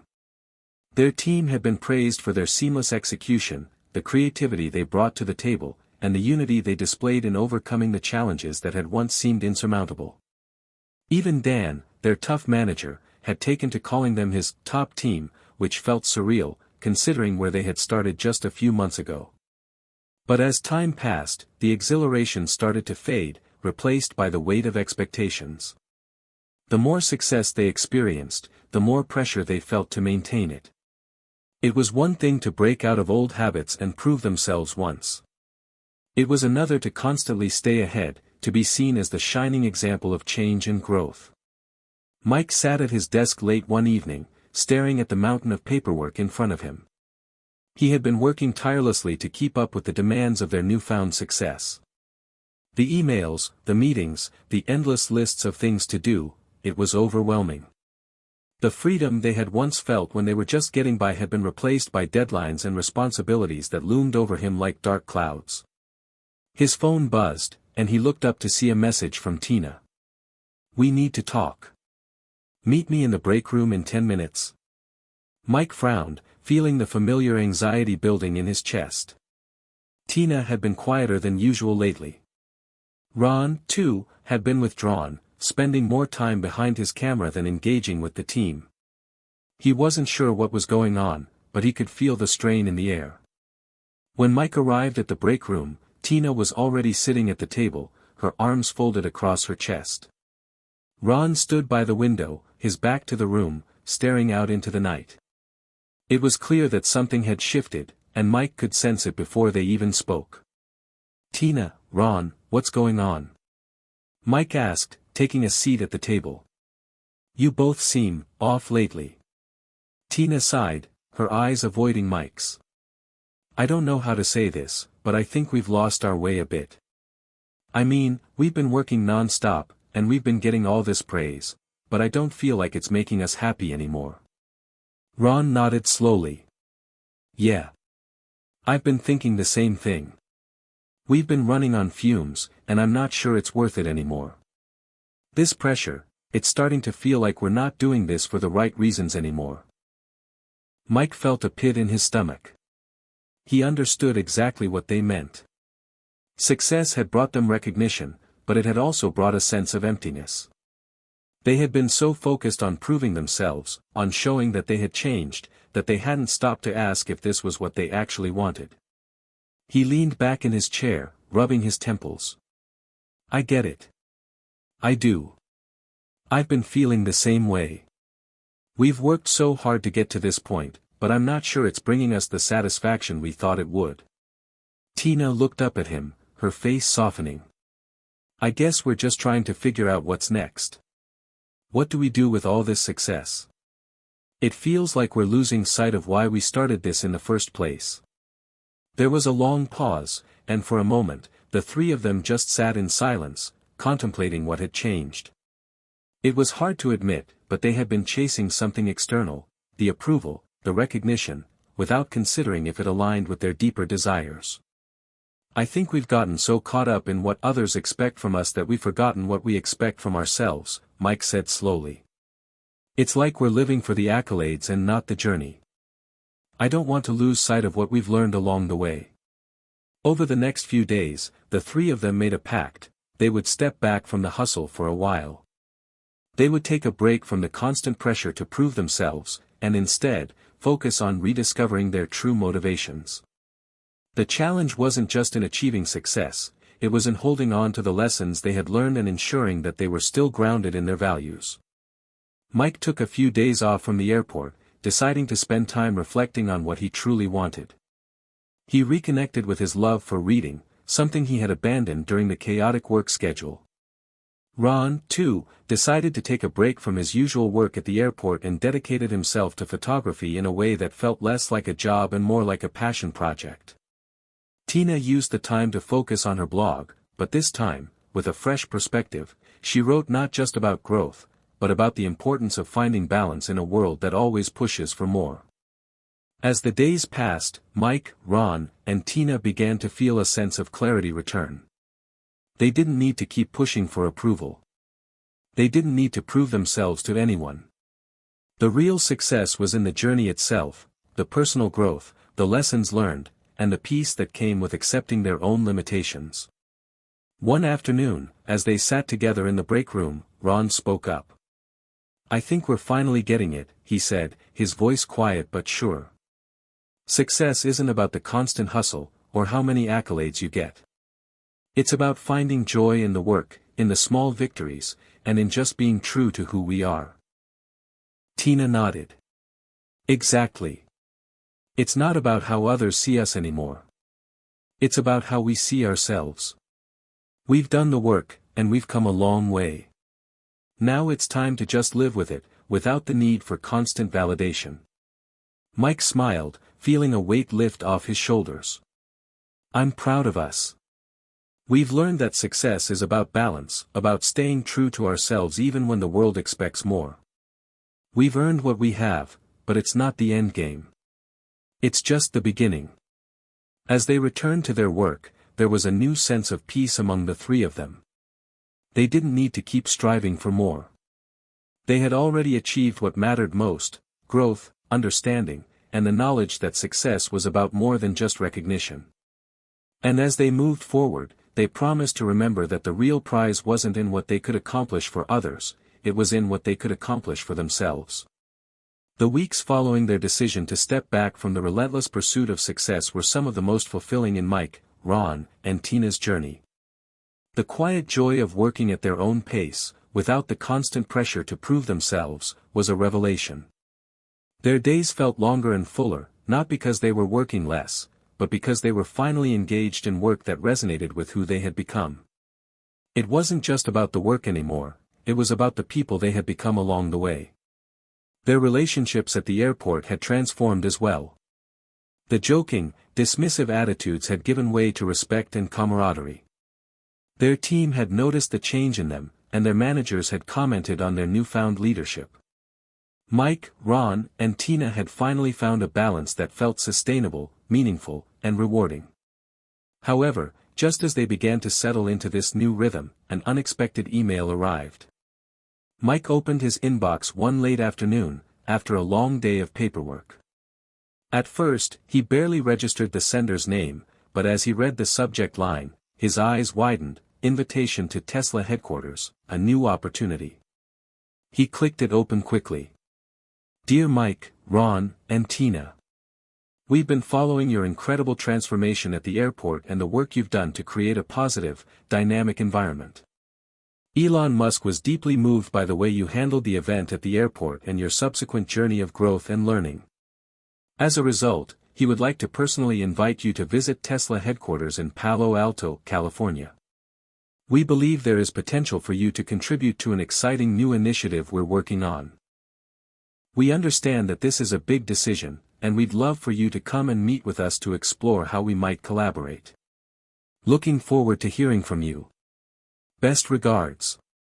Sarah Lawson. Tesla Corporate Communications. Mike sat frozen for a moment, the weight of the message settling over him. Elon Musk.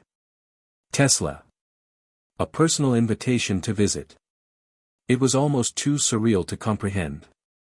He felt a rush of emotions, excitement, disbelief, even a hint of fear.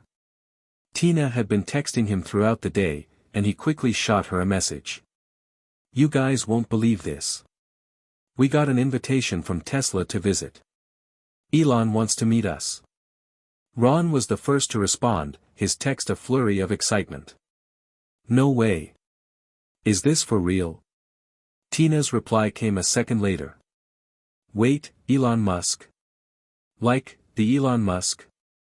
What did we do to deserve this? Mike took a deep breath and typed back. I'm not sure, but we're going to find out. Let's talk tonight. We have a big decision to make. That night, the three of them gathered at Mike's apartment, the tension thick in the air. They had come so far from where they had started, both professionally and personally, but now, an opportunity had presented itself that could change everything. A chance to go to Tesla, to meet Elon Musk himself, and potentially take on a new challenge that could reshape their careers. But with that opportunity came uncertainty. Would this derail the peaceful balance they had fought so hard to establish? Would stepping back into the spotlight, into a world of fame and expectation, feel like a return to the toxic environment they had just escaped? Was it worth the risk? I'm not going to lie, Ron began, breaking the silence. This feels insane. We've been trying so hard to figure out how to slow down, and now we're being pulled back into the fast lane. I don't know if I'm ready for that again. Tina nodded. I've been thinking about it, too. What if going to Tesla means we'll just fall into the same old pattern of chasing accolades and recognition? What if we lose sight of what really matters? Mike listened carefully, feeling the weight of their concerns. He, too, was torn. This was a huge opportunity. But he also understood their fear. They had been through so much to get where they were, and the thought of losing that newfound peace was unsettling. I get where you're coming from, Mike said, leaning forward. We've worked so hard to get to a place where we're truly happy. But I think the key is, this isn't just about the fame, or the recognition. It's about what we can bring to the table. If we go into this with the right mindset, we can contribute to something meaningful, without losing ourselves in the process. Tina looked thoughtful, her fingers tapping nervously on the table. I guess it's all about perspective. We don't have to let this change us. We just need to stay true to who we are and why we're doing it. We've learned that already, right? Ron let out a slow breath, clearly still conflicted. But what if the pressure gets to us again?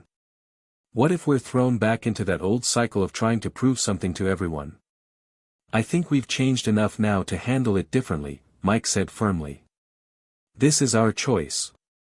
We can go to Tesla, but we don't have to follow the same path we did before. We're in control of how we handle this, and what we decide to make of it. There was a long pause as they all mulled over his words. Finally, Tina spoke up. I think you're right. We've been through so much together, and we're stronger for it. If we go to Tesla, it's because we believe in what they're doing, and we believe in our ability to add value. We don't have to let the pressure define us. Ron hesitated for a moment longer before nodding. Yeah. And this could be an opportunity to do something even bigger than we've ever done before. But we have to make sure we do it on our terms. Mike smiled, feeling a sense of resolution settling in. Exactly. We'll go. But we'll do it the way we've always done things, authentically, and with our eyes wide open. The decision was made. A few days later, the trio packed their bags and boarded a flight to California, their hearts filled with anticipation and a bit of nervous excitement. They didn't know what the future held, but they were ready to face it, together. And as the plane soared into the sky, Mike couldn't help but feel that this moment wasn't just about Tesla, or Elon Musk, it was about the next chapter in their journey. A journey that they now knew was about more than just success. It was about staying grounded, staying true to themselves, and embracing the unknown with open hearts. The drive from the airport to Tesla headquarters in Palo Alto felt surreal. Mike, Ron, and Tina sat in the back of a sleek Tesla Model X, the spacious cabin reflecting the future of innovation they had once only imagined. The car was quiet, save for the soft hum of the electric engine, as they passed sprawling green fields and cutting-edge architecture. For a moment, they all sat in silence, each absorbed in their own thoughts. Tina was gazing out the window, her mind racing with questions about what the next few hours would bring. Ron, as usual, was fiddling with his phone, though his usual calm demeanor had been replaced by a subtle edge of anxiety. Mike, on the other hand, felt a mixture of excitement and caution. This was the big league, the place where the titans of technology gathered, and they were about to step into it. "You think we're ready for this?" Ron finally asked, breaking the silence. His voice was low, but there was an unmistakable edge to it. "I don't know if you can ever truly be ready for something like this," Mike replied, his gaze fixed out the window. "But we've been through a lot to get here. We've learned how to handle pressure, how to stay grounded. We'll figure it out." Tina turned toward him, her face serious. "This is more than just an opportunity for us to showcase our talents. If we take this step, it's a whole new level. A different kind of pressure. And we can't forget what brought us to this point, our journey, the lessons we've learned, and how we've grown as people." "I hear you," Mike said, nodding slowly. "But sometimes, the next step in your journey means leaving your comfort zone. And that's what we're doing now." Tesla headquarters loomed before them, a sleek, modern marvel of architecture that felt like something out of a sci-fi movie. The sprawling campus, with its open spaces, solar panels, and sustainable design, was a symbol of the very future they had long dreamed about. As they exited the car and walked into the building, the sense of awe only deepened. This was a place of innovation, a place where the world's brightest minds came together to push the boundaries of what was possible. Mike felt his pulse quicken as they entered the grand lobby, with its floor-to-ceiling windows, futuristic furniture, and minimalist design. A woman in a sharp black suit met them at the door, her smile warm but professional. "Welcome to Tesla," she said, her tone friendly but efficient. "I'm Sarah Lawson, and I'll be guiding you through today's visit. Mr. Musk is looking forward to meeting you." They were led through a series of corridors, past bright, open offices where engineers and designers were hard at work, their faces focused and intense. The energy in the building was palpable, and Mike could feel the electricity of it in the air. This was not just a company, it was a movement, a place where bold ideas were being brought to life. Finally, they arrived at a large conference room, where Elon Musk was waiting for them. He stood up as they entered, his presence magnetic. Elon was taller than Mike had expected, with a casual yet commanding air about him. He was dressed simply in a black t-shirt and jeans, but there was an unmistakable authority in his posture. As he shook their hands, Mike felt a wave of disbelief wash over him. This was the man who had revolutionized space travel, electric vehicles, and so much more. And here they were, about to meet him face to face. "Welcome," Elon said, his voice calm but with an underlying intensity. "I've been hearing a lot about you three. It's not every day we invite people here based on their potential to contribute to something bigger." Ron gave a nervous laugh. "Well, we're not exactly sure how we ended up on your radar, but we're happy to be here." Elon smiled slightly. "You made a splash at the airport event. I've been following your journey, and I'm impressed. I don't invite many people here, but I think you three could add something unique to what we're building. Tina, ever the curious one, was the first to speak up. You're building something huge here, and we're honored to be in the room. But we have to ask, what exactly do you see in us? Elon leaned back in his chair, folding his arms thoughtfully. What I see in you is potential to think outside the box, to challenge the status quo, and to bring fresh perspectives to the table. Tesla is always looking for innovative ways to push boundaries. We're not just building cars or rockets, we're creating solutions for the future. And from what I've seen, you three have the kind of creative thinking that could help us in ways we haven't even explored yet. Mike, always the most analytical of the group, couldn't help but ask, what exactly would we be doing here? You're talking about pushing boundaries, but what does that look like on the ground level? How do you see us fitting in? Elon smiled again, this time more warmly. I'm glad you asked. We're always looking for new ways to solve problems, whether it's improving the efficiency of our manufacturing process or coming up with new ways to engage with our customers. The future of Tesla doesn't just lie in the tech itself, it's about how we communicate that tech to the world. We need people who are willing to break the mold, who aren't afraid to push the envelope in ways we might not have thought of. He paused, as if weighing something in his mind, then continued, that's where you three come in. We want you to help us reimagine how we connect with people. We want to humanize Tesla, make it more relatable, more accessible to everyday people. I believe you can help us do that, by tapping into your creativity, your ability to connect with audiences in meaningful ways. The weight of the conversation hung heavy in the air, as each of them processed what Elon was saying. This wasn't just a job offer, it was an invitation to shape the future. It was an opportunity to make a difference on a global scale. Mike exchanged a look with Ron and Tina. There was a lot to consider, but something inside him told him that this was the right path. They had grown so much over the past year, learned so much about themselves and the world around them. And now, here they were, on the cusp of a new chapter, one that could push them even further. We're honored, Tina said, breaking the silence. This is a huge opportunity, and we're ready to contribute however we can. Ron nodded. We're excited to be a part of something bigger than ourselves.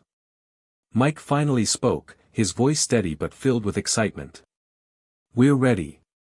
Let's do this. Elon leaned forward, his eyes intense. Good. Let's get to work. The days following their meeting with Elon Musk were a whirlwind. The trio had been given a mission, a chance to be part of something greater, and it was both exhilarating and terrifying. There was so much potential in the work ahead of them, yet the weight of that responsibility was not lost on them. The world they were stepping into was unlike anything they had experienced before, a place of boundless innovation and high stakes. Tesla had given them a new project, a new challenge. They were tasked with reimagining the way Tesla communicated its mission to the world, particularly focusing on the connection with everyday people. The company had made great strides in technology and engineering, but Elon believed they needed a new perspective to bridge the gap between the cutting-edge innovations they were creating and the public's understanding of those innovations. Mike, Ron, and Tina had spent the first week in a frenzy of meetings, brainstorming sessions, and strategy discussions. They were working alongside some of the brightest minds they had ever encountered, engineers, designers, marketers, but they quickly realized that this was not just about the tech. It was about storytelling, about capturing the essence of Tesla's mission and making it resonate with the masses. As the days stretched into weeks, they found themselves constantly grappling with the pressure of living up to expectations. It wasn't the fame or the recognition that weighed heavily on them, it was the challenge of stepping into a space that felt so vast and unfamiliar, yet so full of opportunity. One late evening, as they sat in the sleek, modern offices of Tesla's headquarters, Tina looked around the room, her mind racing. The walls were lined with posters of Tesla's latest breakthroughs, space missions, autonomous cars, sustainable energy solutions. The future was right in front of them. It was real. This is insane, Tina said quietly, her voice filled with awe. We're part of something that could change the world. I still can't wrap my head around it. Mike, sitting across from her, leaned back in his chair, his hands behind his head. Yeah, it feels surreal. But I think we're exactly where we need to be. Ron, ever the skeptic, shook his head, his brow furrowed. I'm not so sure. The scale of this, what if we're not ready for it? What if we fail? Mike looked at him, understanding the doubt in his friend's voice. We've been afraid of failure before, Ron. It's natural. But look at everything we've overcome. We're not the same people we were a year ago. Tina nodded. We've already changed so much, and we've proved we can handle pressure.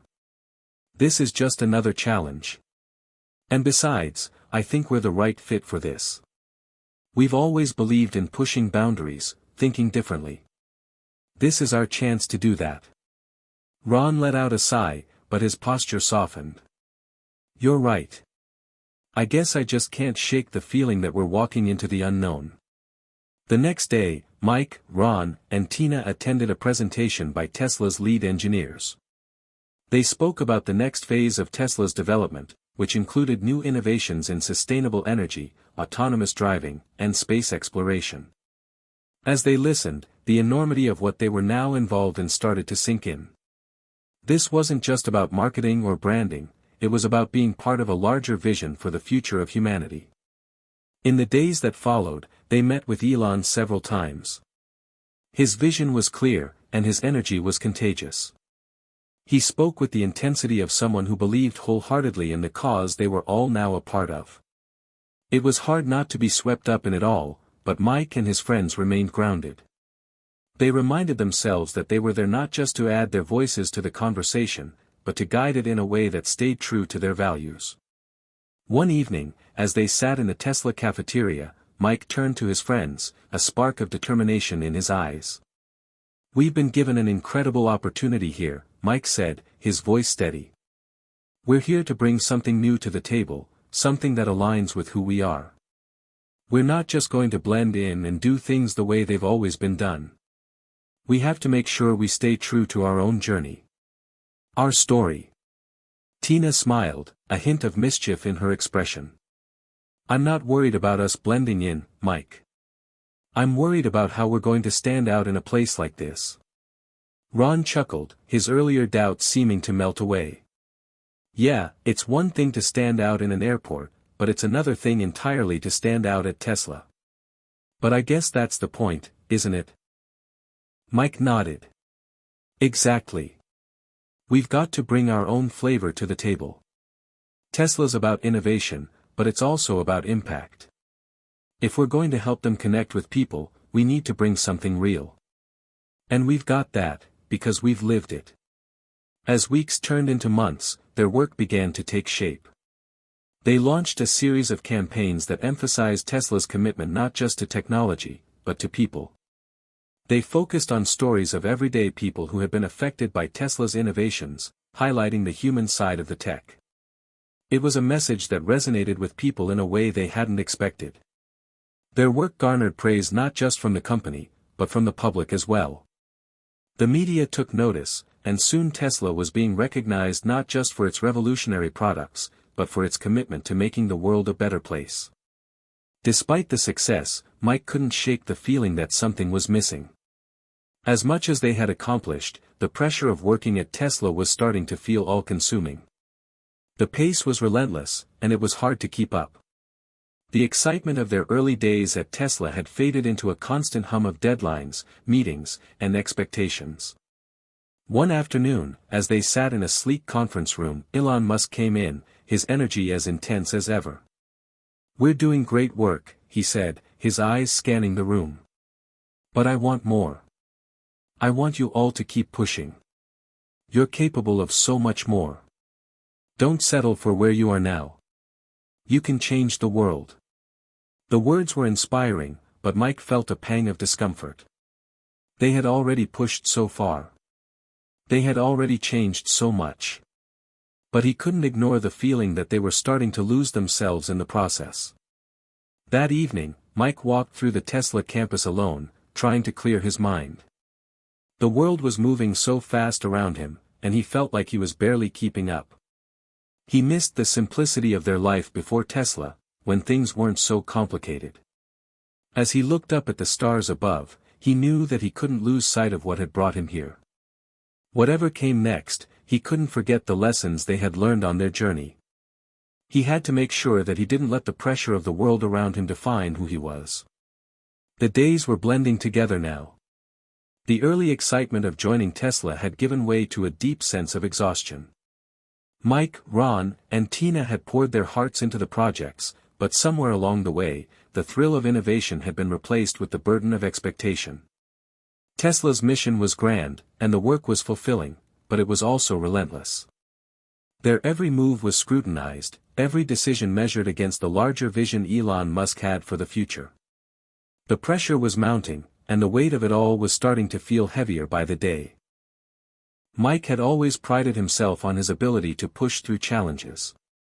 But this felt different. There was no clear endpoint, no finish line. Every achievement led to the next, and the next, and the next. And while the accolades and praise were gratifying, they didn't bring the same sense of accomplishment that they had when they had first embarked on this journey. One afternoon, as Mike sat in his office overlooking the sprawling Tesla campus, he found himself staring out the window, lost in thought. The vastness of the facility below him mirrored the overwhelming sense of distance he was beginning to feel from the life he once knew. "What's next?" he murmured to himself. He had been asking that question for weeks, but he still didn't have an answer. He had given so much of himself to Tesla, so much of their collective energy, but something was slipping through his fingers. It wasn't just the work, it was the person he had become in the process. Suddenly, his phone buzzed. A message from Ron. "Ron, I think we need to talk. Meet me in the cafeteria in 15. Mike felt a knot tighten in his stomach. Ron had been distant lately, and Tina hadn't been much better. It seemed like they were all drifting apart, each caught up in their own struggles and doubts. They had come so far together, but now, it felt like they were walking different paths, each of them pulling away in their own direction. 15 minutes later, Mike found Ron at one of the cafeteria's corner tables. Ron was sipping coffee, his usual expression a mix of thoughtfulness and frustration. "You okay?" Mike asked, sitting down across from him. Ron didn't look up right away. He stared at his coffee, swirling it absent-mindedly. When he finally spoke, his voice was low, almost hesitant. "No, man. I'm not okay. And I don't think you are either." Mike was taken aback. "What do you mean?" "I mean," Ron hesitated, as if searching for the right words. "Look at us. We came here for a reason, right? We had this vision, this energy. But now, it's like we've become just another cog in the machine. We've lost sight of why we're here. All the passion we had, it's gone. We're just existing. We're not changing anything. We're just reacting." Mike's stomach tightened. He had been feeling the same way, but hearing Ron put it into words made it feel real. The exhaustion, the stress, the endless cycle of work, it had all started to blur together. It was as if the dream had turned into a routine, one that had lost its meaning. "I get it," Mike said softly. "I've been feeling the same. It's like we've been chasing the next big thing without ever stopping to ask ourselves what we really want. What we're really doing here." Ron nodded, his gaze finally meeting Mike's. "Exactly. And now, it feels like we're losing ourselves in it. I don't know about you, but I need something more than this. I can't just keep going along, checking off boxes. I want to make an impact. But this? This isn't it anymore." Mike swallowed, the weight of Ron's words pressing heavily on him. He had been so focused on the external validation, on impressing Elon, on proving themselves, that he hadn't stopped to think about what they had lost in the process. They had started with a purpose, but now, that purpose seemed lost in the noise. Just then, Tina walked into the cafeteria, her face set in determination. Mike noticed that her expression was different today, more intense, almost guarded. She was clearly carrying her own weight, and Mike could sense that whatever was bothering her had been building for some time. "Hey," Tina said, sitting down next to Mike. "What's going on?" Ron wasted no time. "We were just talking about how we're all starting to lose our way. How everything's become a job. A routine. And we're not changing the world anymore. We're just surviving." Tina's eyes narrowed as she processed Ron's words. She didn't respond immediately but instead leaned back in her chair, crossing her arms. Mike could tell that she was reflecting on the same frustrations. She had always been the dreamer, the one who believed in the impossible. But even she seemed to be at a breaking point. "I think you're both right," Tina finally said. "I've been feeling it too. We've been so focused on what Tesla wants from us, on meeting Elon's expectations, that we've forgotten why we're really here. We're not just cogs in the system. We're creators, innovators, dreamers. We need to get back to that. We need to rediscover our purpose." Mike felt a surge of hope. For the first time in weeks, the fog seemed to lift a little. Maybe they had lost their way, but that didn't mean they were lost forever. They still had the power to change course. They still had the power to make a difference. "We can't keep going like this," Mike said, his voice firm. "We've done incredible things, but if we're not careful, we'll burn out. We need to reconnect with what brought us here in the first place." Ron leaned forward, his eyes brightening. "So, what do we do?" Tina smiled, a spark of her old energy returning. "We start by remembering why we're here. We remember the passion, the drive, and the purpose that got us into this in the first place. And we make sure we don't lose sight of it again." Mike felt a wave of relief wash over him. It wasn't too late. They could still reclaim their vision, their energy, and their dreams. "I'm in," Mike said, his voice steady with resolve. Ron and Tina nodded in agreement. They were at a crossroads, but it wasn't the end. It was the beginning of something new, a chance to redefine their purpose, to realign with their core values. The road ahead was uncertain, but together, they could navigate it. That evening, Mike stood on the balcony of his office, looking out at the Tesla campus below. The lights from the buildings flickered in the distance, casting long shadows over the ground. For the first time in a while, he felt a sense of clarity. It was time to stop chasing the next big thing and start focusing on what truly mattered, their vision, their impact, and the reason they had come to Tesla in the first place. It wasn't about meeting Elon's expectations. It wasn't about impressing anyone. It was about creating something that could change the world, and doing it in a way that stayed true to who they were. And with that, Mike knew that no matter what came next, they were ready. The days following their conversation in the cafeteria felt like a turning point. Mike, Ron, and Tina had come to an unspoken agreement: they would reclaim their sense of purpose, their drive, and their energy. The corporate grind at Tesla had worn them down, but they were determined to rise above it. They had come to Tesla because they believed in innovation, in creating something that could change the world. That belief had not disappeared, it had simply been buried beneath layers of expectation and routine. It was time to dig it back up. They set to work with renewed purpose. Gone were the days of just completing tasks. Now, every meeting, every project, every presentation was infused with their vision. They focused on the human side of Tesla, the real people whose lives had been touched by the company's innovations, stories of families driving electric cars, students who dreamed of working on space missions, communities benefiting from sustainable energy solutions. They reminded themselves that Tesla's mission was more than just about the tech, it was about the impact on people's lives. And they were the ones who could help tell that story. As they reconnected with their passion, they saw a change in themselves.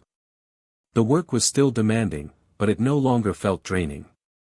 They were no longer just working for a paycheck or to meet expectations, they were working for something that mattered to them. And that made all the difference. But the journey wasn't easy. There were still moments of doubt, moments where the weight of their responsibilities seemed insurmountable.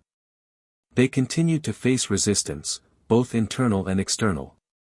Some of Tesla's senior executives didn't always understand the shift in focus. They were used to the traditional, results-driven approach, where metrics and numbers were everything. But Mike, Ron, and Tina were determined to change that narrative. They began pushing for more personal, human-centered stories to be integrated into Tesla's branding and marketing strategies. Elon had been watching. He had always been a visionary, but he also understood the importance of adaptability. The world was changing, and Tesla needed to adapt too. One afternoon, after a particularly passionate meeting about the future of Tesla's marketing strategy, Elon called them into his office. "You guys have been doing great work," he said, leaning back in his chair and looking at them with his usual intensity. "I know things have been tough, but I've been impressed with your perseverance. You've managed to stay true to your vision, and I can see that it's paying off." Mike felt a sense of pride swell inside him. It wasn't just about the praise, it was about the fact that they had remained true to themselves, even when the pressure was immense. "I think we've only scratched the surface," Ron said, his voice steady. "We want to keep pushing, keep telling the human side of Tesla's story. We believe it's the key to connecting with people on a deeper level." Elon nodded thoughtfully. "I agree. People don't just want to buy a product, they want to be part of a movement. And if you can make that connection, you'll change the game." The validation felt good, but Mike knew they still had a long way to go. Elon was right, people needed to feel connected to the story, to the cause, not just the technology. And while they had made great strides, the real challenge was still ahead. They had to turn this newfound perspective into something tangible, something that would resonate on a global scale. The following weeks were a blur of activity. They worked tirelessly to refine their ideas, crafting campaigns that spoke to Tesla's mission of sustainability, innovation, and a better future for all. They introduced a new series of stories, this time, focusing on the people behind the technology. They showcased engineers who had dedicated their lives to designing electric cars, scientists working on renewable energy solutions, and families who had made the switch to Tesla's electric vehicles because they believed in a cleaner, more sustainable future. Their work began to gain traction. Tesla's message started to shift in a way that felt more authentic, more human. Media outlets picked up the stories, and soon, social media was abuzz with positive feedback. People were responding not just to the products, but to the people who were behind them. Tesla was no longer just a company, it was a movement. And Mike, Ron, and Tina were at the heart of it. But as the momentum built, so did the pressure. The higher-ups at Tesla expected even more. They wanted results faster, bigger campaigns, and broader reach. The stakes were getting higher, and the stress was beginning to take its toll. Late one night, as Mike sat alone in his office reviewing the numbers from their latest campaign, he felt a familiar sense of burnout creeping in. It wasn't just the work itself, it was the feeling of always being under the microscope, always needing to outperform, always striving for perfection. Is this worth it? Mike thought, his hand running through his hair in frustration. He looked out the window at the sprawling Tesla campus below.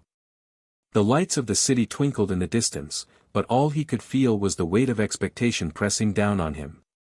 Just then, his phone buzzed with a message from Tina. "Tina, meet me at the cafe. I think we need to talk." Mike hesitated for a moment, then grabbed his jacket and headed for the door.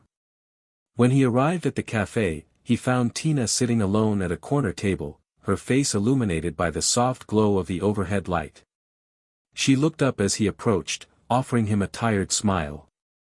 "You okay?" Mike asked, sitting down across from her. Tina sighed, her shoulders slumping as if the weight of the world was pressing down on her. "I'm not sure anymore. I love what we're doing. I love that we're making an impact. But it's never enough. We're always pushing for more, and I'm starting to wonder, are we just chasing a dream that's too big to catch?" Mike nodded slowly. He had been thinking the same thing. "I feel that too. I mean, we've done incredible work. But sometimes, I feel like we're losing sight of what really matters. We're so focused on scaling, on growth, that we're forgetting why we're doing all of this. Tina looked out the window, her gaze distant. Exactly. We need to find balance. We need to remember that it's not about proving something to anyone else, it's about staying true to ourselves. We're changing the world, but we can't do that if we lose ourselves in the process. Mike sat quietly for a moment, reflecting on her words. He realized that she was right. They had come so far, but they couldn't forget who they were in the process. They needed to find a way to continue pushing forward without sacrificing the things that truly mattered. We'll figure it out, Mike said finally. We've always figured it out. Together. Tina smiled, a spark of determination returning to her eyes. Yeah. Together. As they walked out of the cafe, Mike felt a sense of clarity he hadn't had in weeks. The journey ahead was still uncertain, but one thing was clear, they had to stay true to their vision. They had to remember why they started this journey in the first place. They couldn't let the pressure of expectations, the weight of success, or the relentless pursuit of perfection derail them. They had a world to change, and they weren't going to lose themselves along the way. They were just getting started. The months that followed were a blur of intense work and a renewed sense of purpose. Mike, Ron, and Tina had found their rhythm again. They had recalibrated their goals, focused on the human side of Tesla's narrative, and were slowly making a real difference in the way the world saw the company. Their campaigns, centered on the stories of the people whose lives had been changed by Tesla's innovations, were resonating deeply with consumers and media alike. It wasn't just about electric cars anymore, it was about revolutionizing how people lived, how they thought about sustainability, and how they approached the future. But as they gained momentum, the stakes grew higher. Elon was pleased with their results, but as always, he demanded more. Bigger campaigns, broader impact, faster execution. Tesla's competitors were catching up, and the company's place at the top of the electric vehicle market was beginning to feel less secure. Every step forward was met with an equal push from the rest of the industry, trying to catch up or overtake. Despite the pressure, Mike, Ron, and Tina felt reinvigorated. They had rediscovered their passion and, in doing so, rekindled the spirit of collaboration that had once brought them together. They began meeting regularly, hashing out new ideas, brainstorming the next big campaign. Each session was a reminder of why they had started this journey in the first place, to make a lasting impact, not just on the automotive industry, but on the way people thought about the world. One afternoon, as Mike sat at his desk drafting ideas for a new marketing push focused on Tesla's energy products, his phone rang. It was Elon. "Mike, I need to see you in my office. Right now." Mike's heart skipped a beat. Elon was known for being direct, and when he called you to his office, it was rarely for a casual conversation. When Mike arrived at Elon's office, the CEO was sitting behind his desk, his face intense. Elon motioned for Mike to sit across from him. "Mike," Elon started, his voice calm but with an edge of seriousness, "you've been doing excellent work. Your team is helping us get closer to the vision I've always had for Tesla. But I need you to do something more. Something bigger." Mike swallowed. He had anticipated this moment. The question was never if Elon would ask for more, it was when. "What do you have in mind?" he asked, trying to keep his voice steady. "I need you to lead a new initiative," Elon said, leaning forward, his fingers steepled together. "Something that will take Tesla to the next level. I'm talking about a new partnership with a major international corporation. A deal that could change the game. I want you to be the one to spearhead it." Mike's mind raced. A major international partnership? That could be the game changer they had all been waiting for. But he also felt a sense of dread settle in. The pressure to deliver something of that magnitude was overwhelming. "Who's the partner?" he asked, trying to mask his unease. Elon's eyes gleamed. "I can't say just yet. But it's a huge opportunity, and I want you to lead the negotiations. This will solidify Tesla's position as the leader in sustainable technology, not just in the automotive world, but across industries. I need your creativity, your vision. I need you to think big, Mike. Bigger than anything you've done before. Mike took a deep breath. This was it. This was the opportunity they had been working toward. It was the kind of deal that could make them legends in the industry. But the weight of it hung heavily in the air. The pressure was unlike anything they had ever faced. I'll do it, Mike said finally, his voice steady despite the nervous excitement bubbling inside him. I'll lead the team. We'll make it happen. Elon gave him a sharp nod.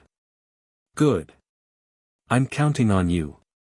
As Mike walked out of Elon's office, the full weight of the task ahead of him hit him.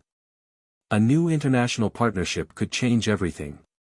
But with it came the risk of failure, the pressure of high expectations, and the knowledge that their every move would be scrutinized by the entire world. The next few weeks were a whirlwind of meetings, planning sessions, and countless hours spent drafting proposals and strategies. Mike, Ron, and Tina worked around the clock, pushing themselves harder than ever before.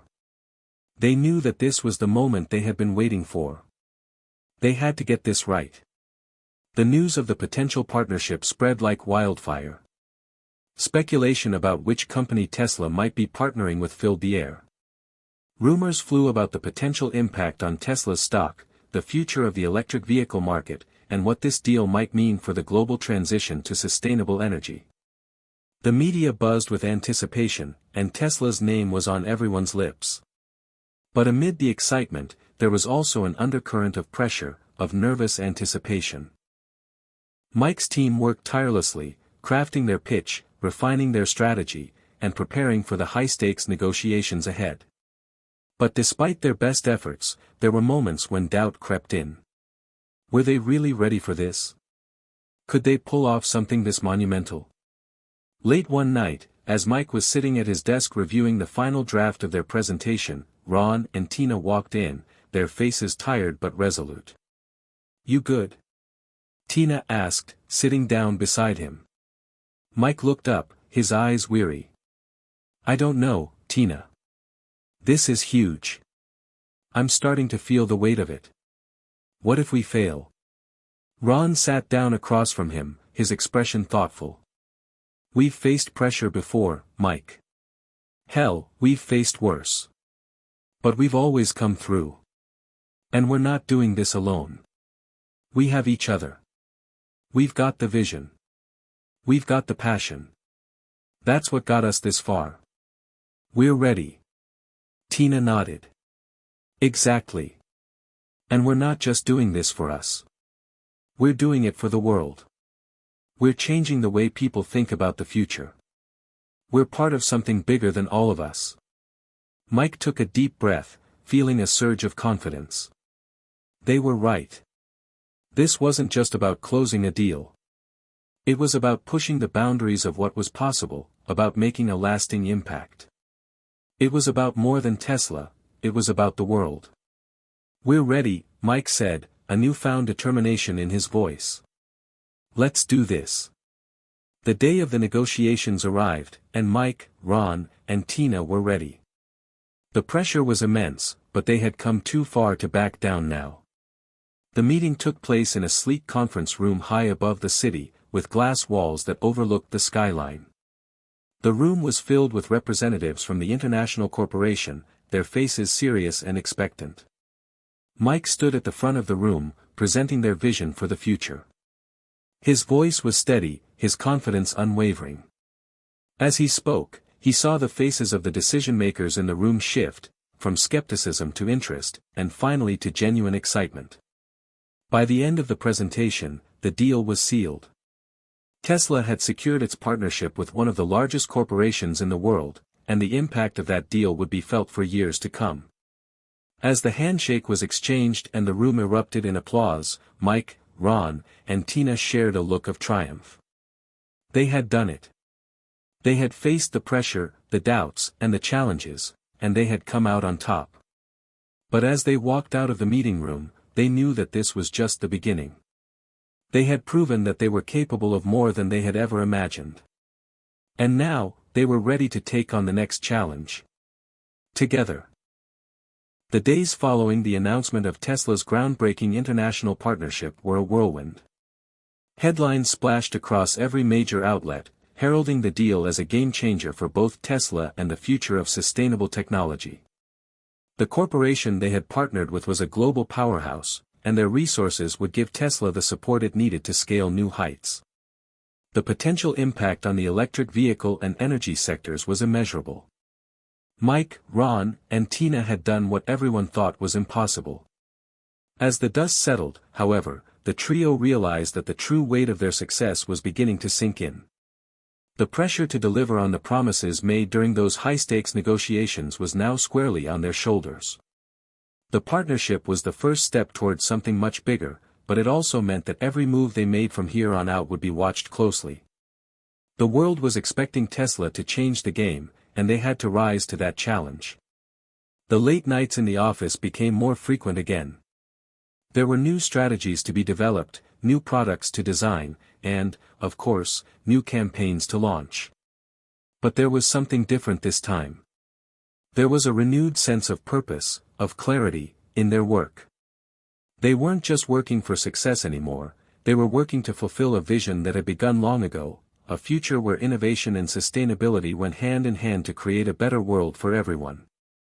Yet, as the pace quickened, so did the realization that they had lost some of the balance they had found in the aftermath of their initial struggles. The demands were relentless, and the stakes had only gotten higher.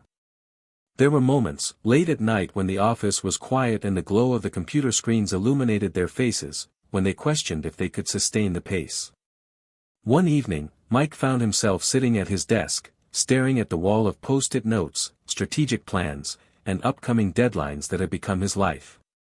He felt the weight of it all pressing down on him. How much longer could they keep going at this speed? Was this sustainable? Mike? Ron's voice broke through his thoughts. Mike looked up to see his friend standing in the doorway. "You okay?" Ron asked, his expression cautious. Mike forced a smile. "Yeah, just thinking." Ron walked over and sat down across from him. "You've been staring at that wall for hours. What's going on?" Mike leaned back in his chair, rubbing his eyes. "It's just, all of it. This partnership, the new projects. It's a lot of pressure. I don't want to let anyone down, but I'm starting to feel like we're running out of steam. How long can we keep this up?" Ron paused for a moment, his face thoughtful. "Mike, I get it. This has been a whirlwind, and it's easy to feel like we're losing ourselves in the process.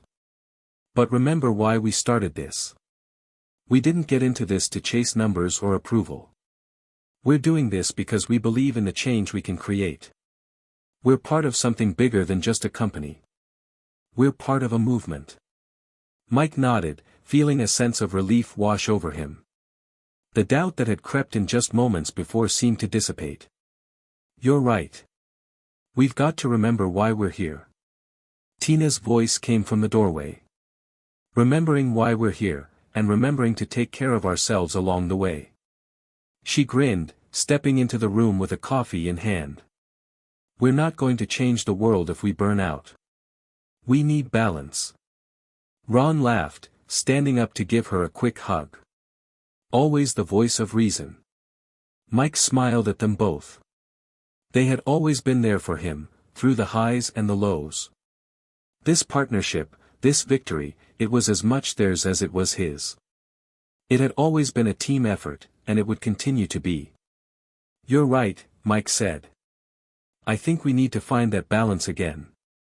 The next day, they made a collective decision to take a step back and recharge. They weren't walking away from the mission, far from it. But they realized that they couldn't give their best if they didn't take the time to care for themselves.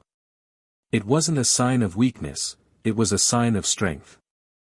They had built something incredible, but to continue building, they needed to be at their best. So, they took a weekend off, together. They spent the time reconnecting with their families, their friends, and with themselves. They went for hikes, enjoyed quiet evenings at home, and even took a day to just relax at the beach. And in those moments of quiet, they rediscovered the importance of living in the present, of being fully engaged in the now. They reminded each other that change wasn't just about moving at breakneck speed, it was also about reflection, about knowing when to slow down in order to keep moving forward. When they returned to the office on Monday, they were reinvigorated. The clarity they had found over the weekend was undeniable. They were ready to tackle the challenges ahead, not with a sense of dread or exhaustion, but with a renewed sense of energy and purpose. Over the next few months, Tesla's brand shifted in ways that no one had anticipated. While their competitors raced ahead with their own innovations, Tesla had set itself apart by maintaining a balance between growth and sustainability, both in their products and their approach to work culture. The company was thriving, but it wasn't just about the numbers anymore, it was about the story they were telling.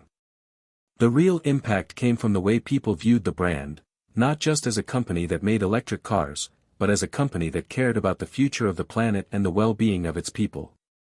Mike, Ron, and Tina found themselves at the center of it all. They had gone from feeling mocked, dismissed, and undervalued to becoming some of the most influential voices in the company. They were no longer just working for Tesla, they were working for something much bigger, a better future for everyone. One evening, as Mike stood on the rooftop of Tesla's headquarters, looking out at the city below, he thought back to everything that had happened. The challenges, the doubts, the breakthroughs. The mistakes and the triumphs. And then, with a deep breath, he realized something that he had known all along: the journey had never been just about success. It had been about growth. Not just as a company, but as individuals. "Are you ready for the next chapter?" Tina asked, joining him on the rooftop. Ron followed closely behind. Mike smiled, his heart full of gratitude for the journey they had shared. "Always. We're just getting started." And as the sun dipped below the horizon, they knew that whatever came next, they would face it together. With passion. With purpose. And with the knowledge that they had already changed the world, and they were far from done. Hit subscribe and leave a comment with where you're watching from. This story might just spark a new beginning. What's one thing that always pushes you forward, even when things get tough?